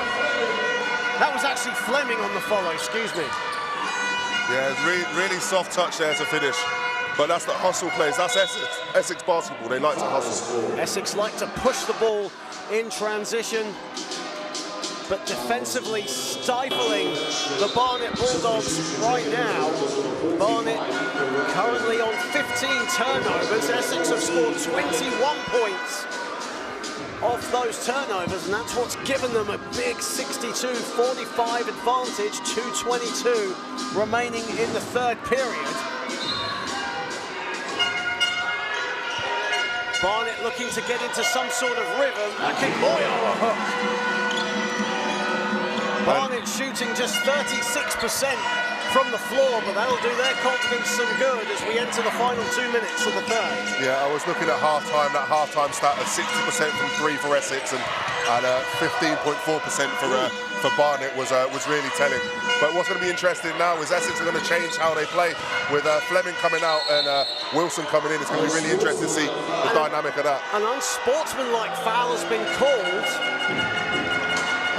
as Ashley was driving to the hoop. Unsportsmanlike called on Akinmoyo. That's his third foul. So Jordan Ashley, a former Essex Blades junior, going to the foul line, currently on 10 points. I'm a bit confused of what the unsportsmanlike was there. Well, Akinmoyo is as well. He was just lining up at the free throw line. Akinmoyo can't believe the call as he goes to Alejandro Martinez, the referee. As Ashley makes the first, and a much-needed few points here and possession for Essex. So what I can decipher from my lip reading with the back of a referee's head was that Akinmoyo thought he had the ball, the referees thought he had the arm. So where he's collected, he thought he had two hands on the ball, they thought he had two hands on the arm rather than the ball. So that's why they called the unsportsmanlike. Essex still shooting a high percent, 58% from the field. They were nearly 60% at the half. Wall just about collects it. Deswaro nearly got the steal. Okiako a three, rattles around and out. On the follow again, Mendes. Mendes, who had a great first half for Essex, still fighting with Duru for the loose ball. And it will go to Essex. 1:42 remaining in the third. Now As we see the replay there, Mendes and Duru fighting over that loose ball. Look for Essex now to run a half-court set. Here is Wall. Wall still has it, driving at Duru, kicks it out, Mendes. 3 to shoot for Essex, they've got to kick it out, now being a shot clock violation. Bit of a scrappy offence there from the Rebels. Yeah, I saw Coach Ryan, he said run the same thing again, and I think Barnet were ready that time and stifled it, and then you see the turnover. Barnet Bulldogs have played together a number of years. This might be their first year in the senior action of NBL 3, but they have been together as players for a number of years. Akinmoyo, O'Reilly a 3, that's off. DJ Wall the rebound, 1:19 remaining in the third. Wall full head of steam, and a foul's caused, a hard foul as Ethan Radcliffe picked up the loose change, but his bucket won't count. And DJ Wall will go back to the line. Again, when you've got someone like DJ Wall, you'll see on the replay, because he's so athletic and he's so long, if you're not in the right position, the referee's going to give him the benefit of the doubt every time down the court. He's always going to get the foul in that situation. So Connor can look at the situation and go, well, I didn't touch him. But if your feet aren't set and there's a little bit of contact as he's going to the basket, they're going to call the foul every time. And for Connor O'Reilly, that's a 4th foul on him, and for such a big offensive threat for the Barnet Bulldogs, a guy got 18 points in the semi-final win over Liverpool. That's a big call. Yeah, I mean, with him on the bench, I mean, you're going to look more towards Chuck and Sean and Nick and see if they can just get the old guard to bring them back into this game. I think what Chuck needs to look at is maybe running 5 out, because they're running a lot of post-entry stuff and they're trying to go play for play with Essex. I think they need to get back into their game and be 5 out. But you mentioned that Chuck and Nick need to step up, especially with Connor on 4 fouls. Chuck Duru 14 points, but since the first quarter has only scored 4 points of those 14. Nick Allen, 0 for 3 from the field right now, hasn't actually registered a point in this game. Chuck Duru shooting 40% from the field as well. Yeah, I mean, well, we made a mistake. Nick came on the court, he's come back out, and Benji's come back on. So with Benji on the floor, and Benji will actually bring that offensive load too. He will bring that. He'll bring that offensive load. He'll crash the boards. He'll be a threat in the post. But the story's always been with Benji is just that soft finish around the rim. If he can get that bit better for the rest of the game, he can help bring Barnet back into this.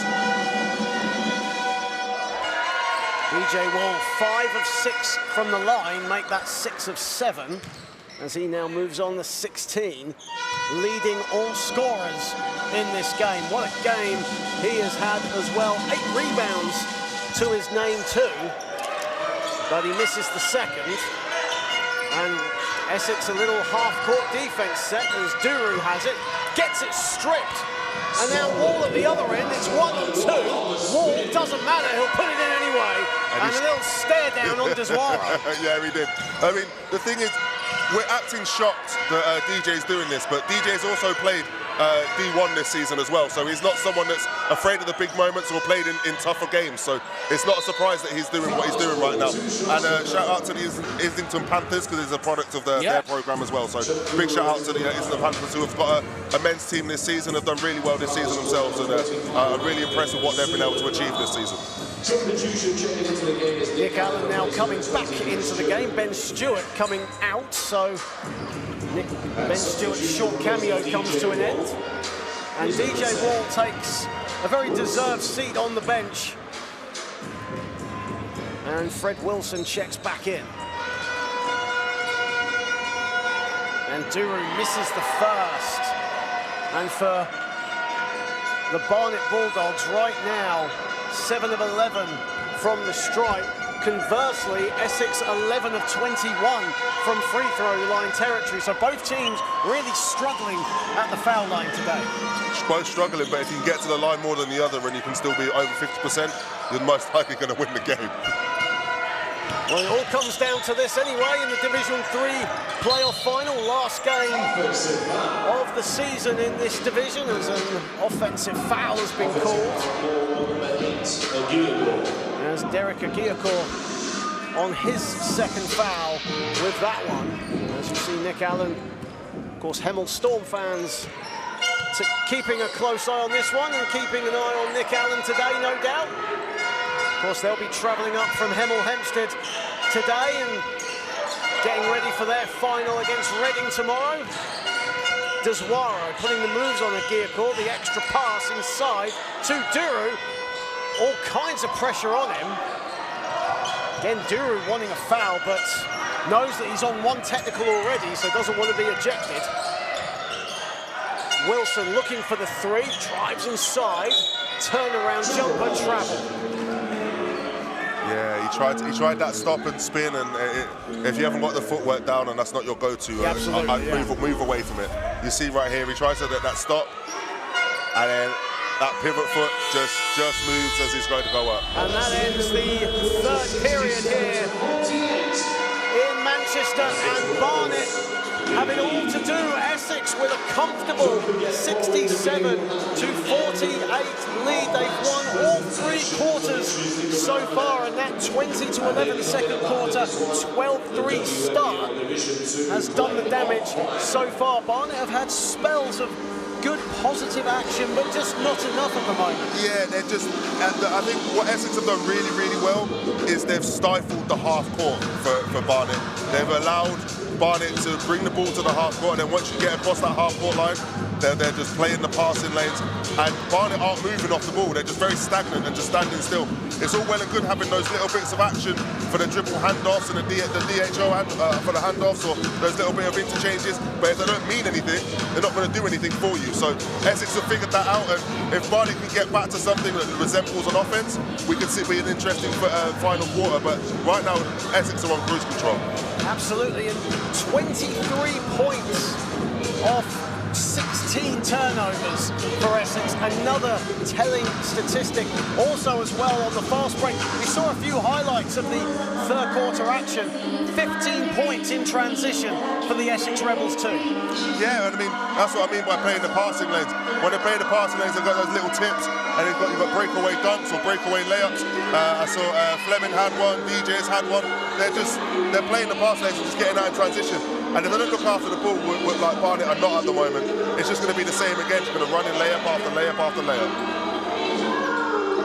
Once again, great to have you all on board on the Basketball England YouTube channel. Great to see so many people on board. Get involved with the action. Let us know who you're following, who you're supporting here today, and obviously throughout the weekend. 5 games on tap here at the National Basketball Performance Centre in the Bellevue district of Manchester. Aside if you're a neutral fan to get behind. 67-48. A lot of work for the Barnet Bulldogs. As Deswaro looks to start off the fourth and final quarter. Latte. Deswaro has it back, putting the moves on a gear core, and another turnover for the Barnet Bulldogs, and Essex looking to break. A gear core inside, kicks it out, Mendez a three, that's off. And Allen skies for the rebound. Again, what I mean by predicting, that it's just obvious what they're going to do with the post entry there. Akinmoyo driving, as Latte has it, drives to the hoop over Wilson, doesn't get the drop, but will go to the line for 2. This next minute and a half is key for Barnet Bulldogs and what they're going to do for the rest of this game. I think if they can get a couple of stops and a couple of scores, you'll see the starting 5 stay out there. But I think if they start to get it run away, another 6 to 8 points from Essex, you're going to see at the end of the bench run out for both teams. First trip to the line today for Prince Latte. 4 points, 4 steals thus far. Now make that 6 points and 4 steals.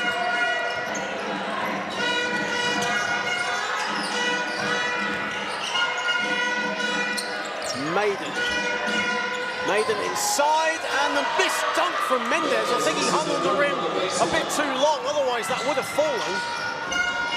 Here is Latte driving along the baseline, kicks it out, Akinmoyo, the extra pass, Allen a 3, and that's off to the left. Nick Allen now 0 for 4 from the field.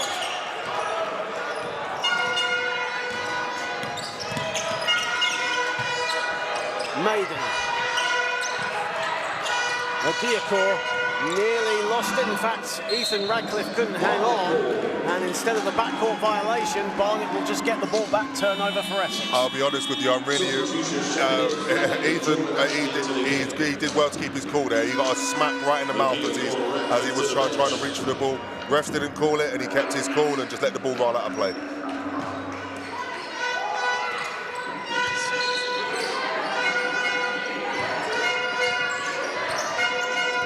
Latte looking for options, 5 to shoot, putting the moves on Wilson. The extra pass, Deswaro a 3, that's off the back iron. And again, a bit of a scrappy sequence there for Essex, but they still have it with Ashley. Ashley driving, finds Alvin Fleming inside, but he couldn't get a shot up, and the ball goes out of bounds, and Essex will have the ball. Great to have former Essex player Carl McDermott in the chat as well. Great to have you on board as well, sir. Great to have so many former Essex Rebels and current Essex Rebels players watching on today as Fred Wilson puts in a 3. 3 3-pointers for the Brighton man, Fred Wilson, in his 3rd year at the University of Essex, and he gets called for a technical foul as well. In fact, actually, that's on Ashley, Jordan Ashley. That'll be his 3rd foul.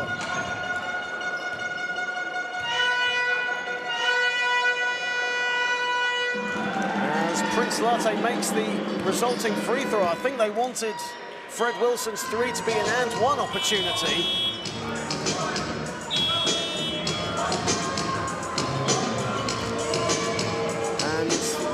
Bit of confusion on the Barnet bench. I think Conor O'Reilly will come on. He wasn't sure if he was coming on. He's on 4 fouls right now. And Prince Latte reluctantly makes his way to the bench. It's interesting. Whenever you've Sean Deswaro now going to the bench. Whenever you've got a player coach and he still plays, it's always interesting to see how people react to getting subbed off. And Latte driving to the hoop and scoring. Well, a couple of seconds ago, he was nearly heading to the bench, but there was a bit of confusion along the Barnet players there as to who was coming off. Wilson going inside, that's too easy.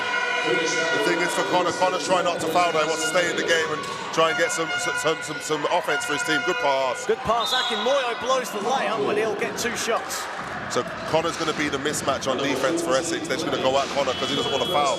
So it's going to be easier to get to the rack because he's going to play softer. So it's going to be interesting to see if Essex recognise that and go at Connor for the remainder of the quarter. Chuck Duru, Barnet's leading scorer, coming back into the game, and they need some veteran leadership from him now, don't they? 7:45 remaining in the Division 3 final, and Essex, whose biggest lead of the game has been 20 points, up 72-53. As Kelvin Akinmoyo makes the first.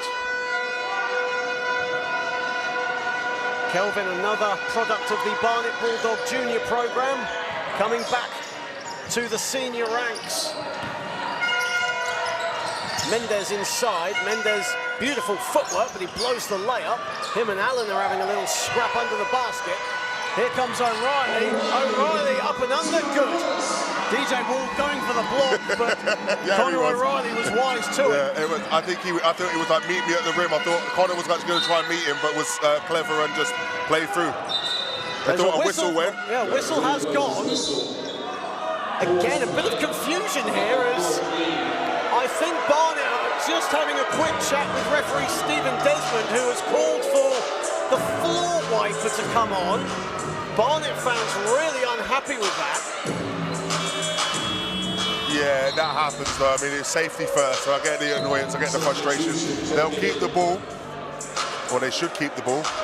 Stewart into the game, replacing Akinmoyo.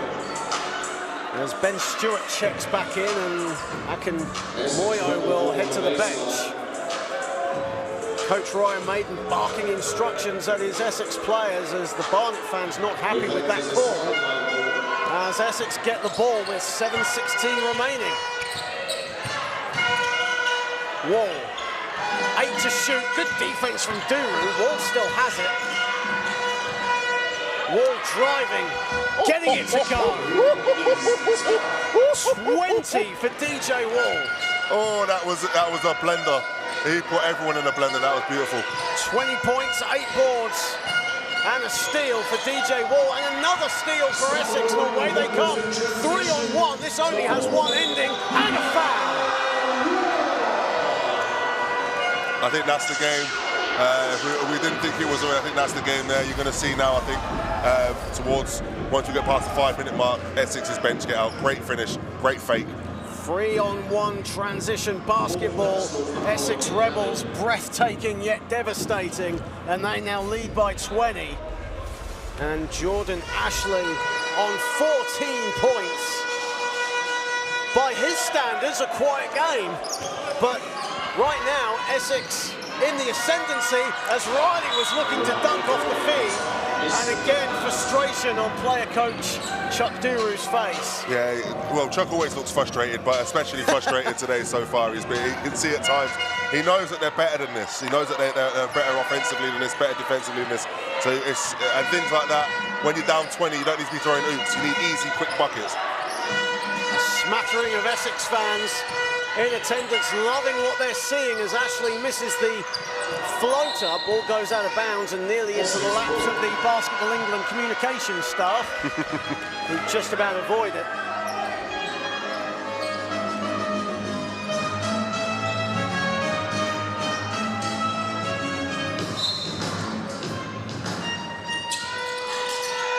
And another deflected pass.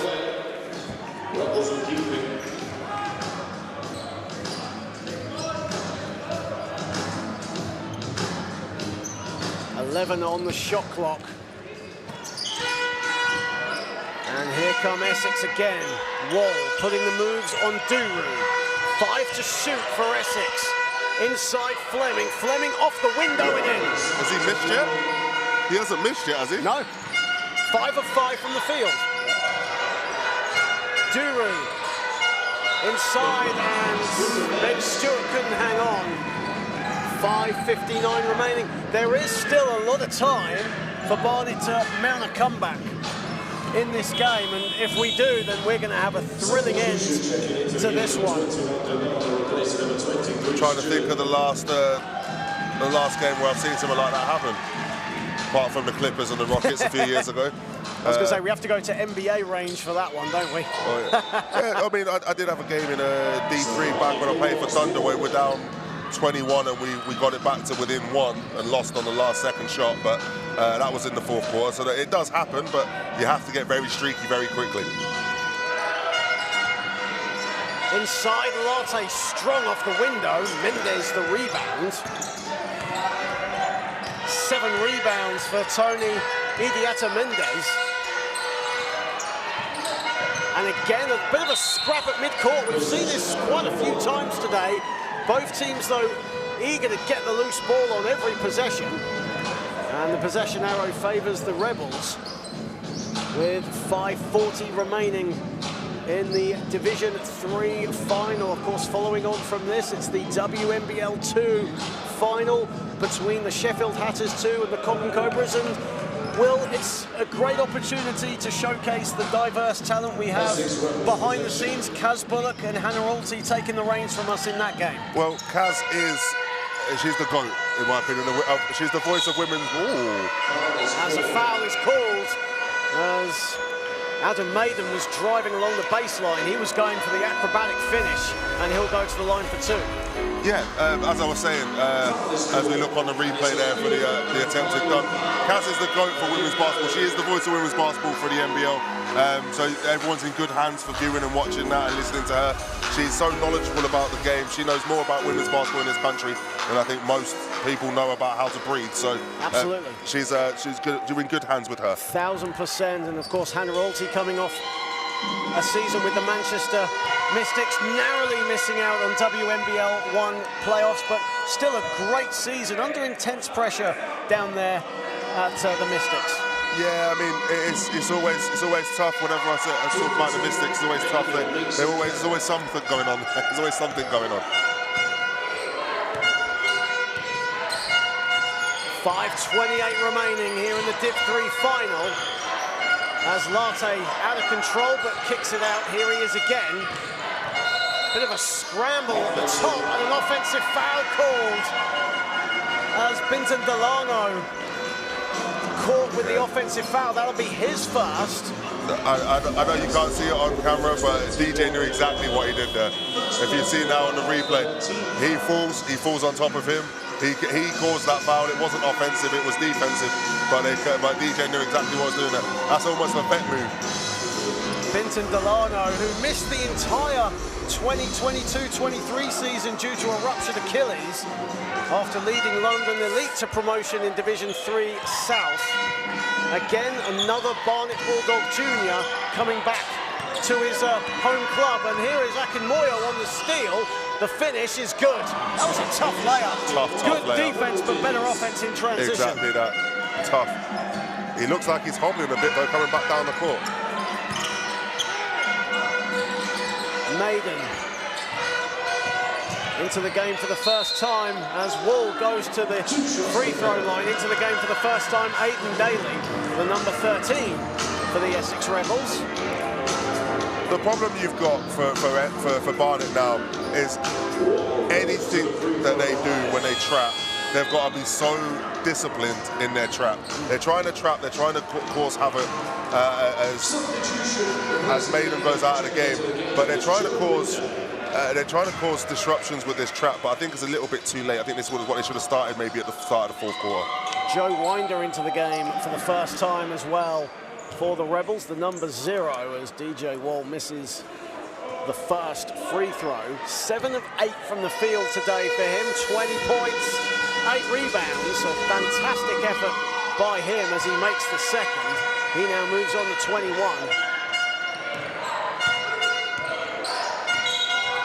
Offensive foul again. And again, it's on Delano. And again, Alvin knows exactly what he did. Alvin and DJ are having fun out there. They're knowing exactly what to do. They're expecting the contact. They're exaggerating the contact, and they're getting themselves the ball back. Barnet seems to have lost their heads. Rebels on course for 19-0, and this will be the biggest win of all. A Division 3 playoff title. Ashley. Winder a 3, that's no good, the lefty.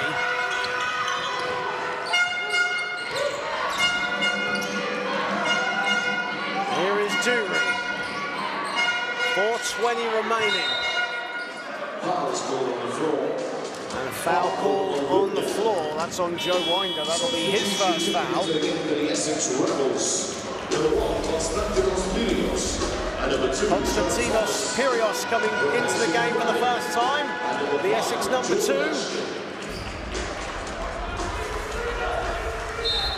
It's going to be really interesting now with the back of the bench now on for Essex. These last 4 minutes, if Barnet can get themselves a little 10-point run, just see if the starting 5 get back out there. Latte on the spin, and a foul from behind, so Prince Latte will go to the foul line. And like Chuck Duru, Prince Latte, a number of years in Division 1 himself, 3 seasons with the Thames Valley Cavaliers, and enjoyed a spell at the Westminster Warriors as well, before heading back to Barnet. I'm sure he was part of the Westminster team that won D2 as well. I'm pretty sure of it. I remember his face. He's decent point guard. He just he needs to find the right options a little bit more. Akinmoyo with the offensive rebound. Latte a 3 at the top. And no good, and again the offensive rebound and the finish. That's what I mean about the right options. They got something out of it, but the right option wasn't a pull-up 3 in that situation. Delano with the score there. Barnet have really shot the ball poorly from outside. Another offensive foul called, this time on the Essex Rebels side, as the Barnet Bulldogs 4 of 22 from downtown here today. Yeah, I'll be honest with you, that to me, no. Like as someone who sets screens for a living, yeah, no, that's not offensive. But there's been a few of those today. Joe Thomas into the game as well for Essex, and straight away an offensive foul for him. That's his first foul. A 3 up and no good from Daly. Almost feels like we're winding down, but we still have 3:25 remaining. Here is Duru, still looking to put some business on, but he loses the ball. And here comes DJ Wall for Essex, the extra pass, and Wall the easy finish. Showtime basketball, it seems, for Essex. Told you, Essex, they're playing together. They're a real team. They're all playing for each other. You had an easy layup there in the national final. You just come on the court. It's quite easy to go and lay the ball up, but you pass it back to the big man. And another turnover, 23 turnovers for Barnet, but they get the ball back. Akinmoyo, the extra pass. O'Reilly in the corner, a 3, no good. 4 of 24 now from downtown for Barnet. 23-point lead for Essex. Biggest lead of the game was 24. For Barnet, a team that does pride themselves on being able to shoot the 3, that is an incredible number. Thomas, a 3 in and out. Oh, the Essex bench were nearly on their feet there. That would have been the icing on the cake. O'Reilly dancing his way to the hoop, misses the layup. Good defense from Wall. That's got to be a double-double for DJ now, surely. The extra pass, probably one pass too many. As O'Reilly at the other corner misses the 3 again. And 2:02 remaining in the Division 3 final. And the Essex Rebel 2 looking set for an unbeaten league season here at the expense of the Barnet Bulldogs, themselves 19-1 in Division 3 South. That's a prime example there. They got the rebound, they passed it off, he wasn't even had his hands up ready to catch the ball. They're disinterested now with these last 2 minutes. Only Chuck seems to want to still play defense. Wall putting the moves on Duru and misses the 3 as the Essex bench. They're already celebrating. Latte from the elbow, that goes in. 1:29 remaining. Substitution checking into the game. As DJ Wall to a standing ovation. Number 21, DJ Wall. Comes off and Ethan Radcliffe comes back in. That's the MVP right there, DJ Wall. DJ Wall, 23 points, 9 rebounds, all of them defensive. For Essex's number 21, what a performance he has put on today. He's led all scorers. Turnover there as Akinmoyo passes it off. Latte, a wide open 3, that misses inside Duru. But good defense and a foul has been called as Konstantinos Korias will now head to the line. Bulldogs in the penalty. His 5th and final foul. 5th foul on Akinmoyo. Nick Allen has also fouled out as well. Jim Sefton-Florin into the game for Barnet. As Akinmoyo, not sure he's even aware that he's fouled now. I think he has now. Bit of confusion on his face, but his day is done. And Pirios misses the first free throw. As we enter the final minute, and Essex 83-62 to the good. As Pirios misses the chance to register his first points of the day. As Latte decides not to drive to the hoop, Duru puts up a 3. That just sums up Barnet's afternoon. Connor O'Reilly really aggressive, travels with it. Really aggressive though, driving to the hoop, almost a bit of frustration there. That's what that was pure frustration. He's lucky to get on offensive before that because his elbows were out. He would have been the 3rd player to have fouled out. You can see there, elbow out, elbow out, elbow out, whole time. 2 for 1, but it doesn't really matter because Essex are heading for Division 3 glory here in Manchester. The lob, the finish from Daly. That's his first score of the game. Only a 2-second differential between shot and game clock, but Chuck Duru knows the jig is up. Essex start to celebrate. Ryan Maiden is still saying we've still got time on the clock. Congratulations to Essex. Congratulations to them. It's a Rebels perfect season. 19-0.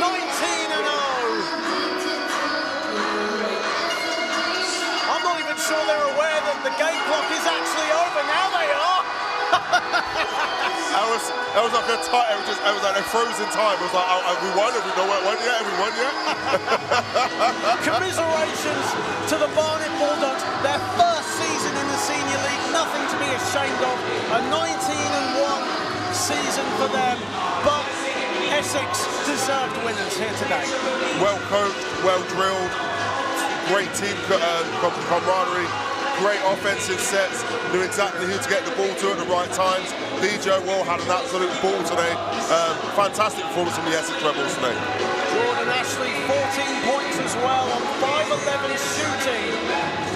He had 2 assists, 5 rebounds, but DJ Wall leading all scorers, 23 points, 8 for 10 from the field, 9 rebounds as well.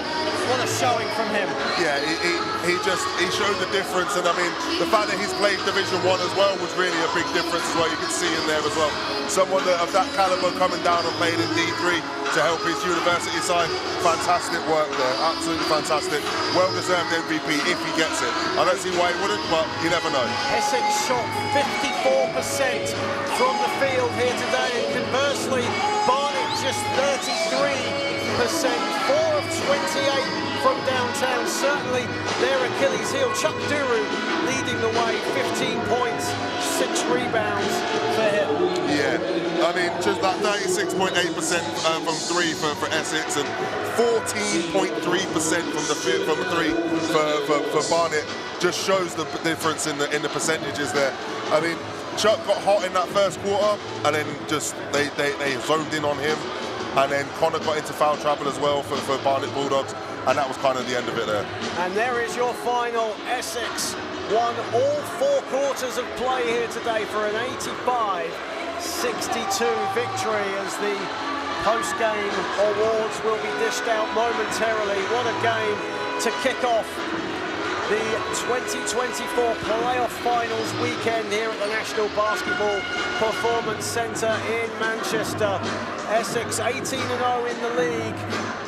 Obviously they won their playoff quarter-final and semi-final, and it culminates in a win today. A perfect season for the Essex Rebels too, and just typifies what they have down in Colchester. A fantastic organisation, a fantastic university. As Tahir Hajat, the MC for this weekend, about to start the post-game awards. And of course, we start with the table officials, the officials for today.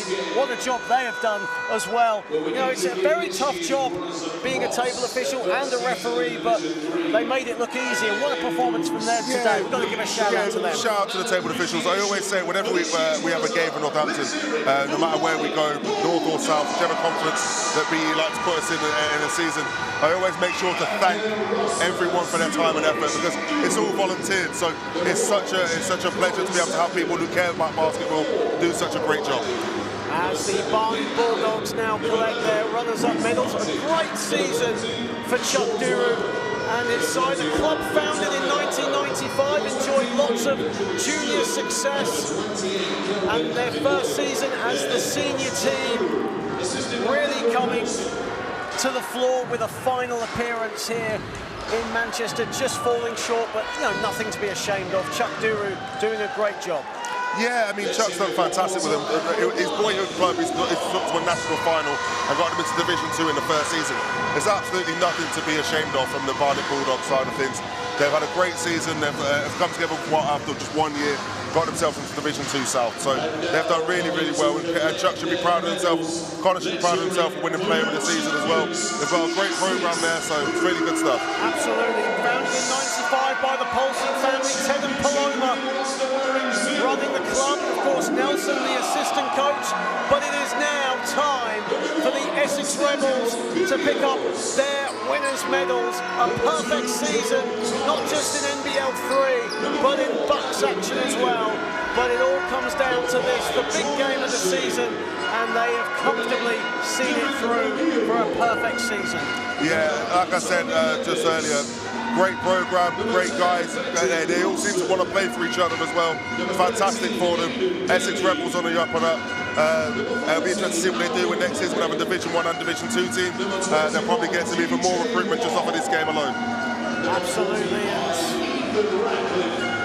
and we see Alvin Fleming getting his winners medal. DJ Wall there coming up as well. What a performance from him. 23 points, 9 boards, leading the way. No doubt a candidate for MVP. I just want to mention Coach Ryan and the way he's got his team playing. Yeah. He's done really, really well. Undefeated all season, but and also in the NBL as well. So the MVP will be awarded momentarily by Basketball England CEO Stuart Kellett, and it's obvious, isn't it? It's DJ Wall.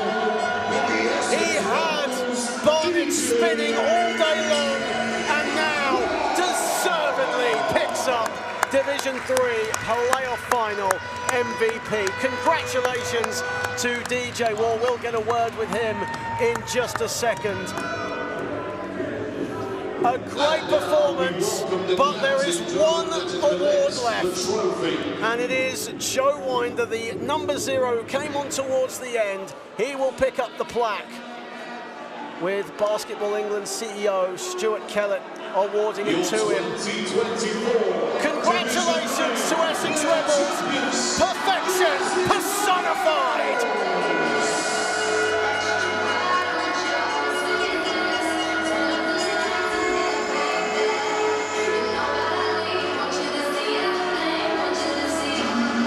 Essex getting the W's up.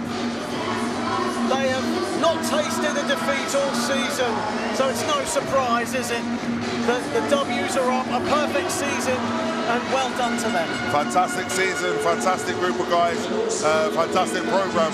Really impressed by them, really impressed. And now Darren will grab the MVP, DJ Wall, for a quick game chat as we see the highlights of an absolute clinic by him and by Essex here today. There's just one of the highlights.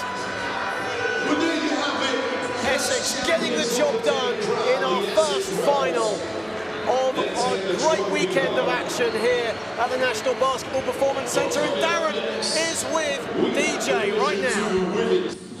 DJ Wall, player of the game, what a performance. Firstly, congratulations. How does it feel to have won today? Mission accomplished, said it from the start. Everyone has played well, it's been a hell of a season. You know, day in, day out, everyone's working hard, so now we've got the job done. So, yeah. I spoke to Coach before the game, asking him about, you guys are coming in here undefeated. How has that helped you today? We came in with high confidence that we've been undefeated. We just had to make sure that we get the job, one final job done. Everything you touched out there pretty much turned to goals, turned to points for you. Just talk to me about your individual performance today. I was feeling it quite well, feeding everyone.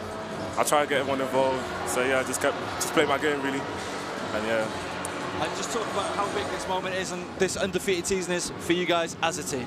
It's big. We brought a title back to Colchester. So that's the main thing that we wanted to do. So yeah. Many congratulations, really well done, and of course you guys are going to celebrate, so really enjoy those. Well done. Great entertainment all season. Thank you. Thank you, Darren, and that ends our coverage of the NBL Division 3 playoff final, and congratulations to the Essex Rebels 2, who have come out 85-62 victors over the Barnet Bulldogs. My thanks to Will Reid.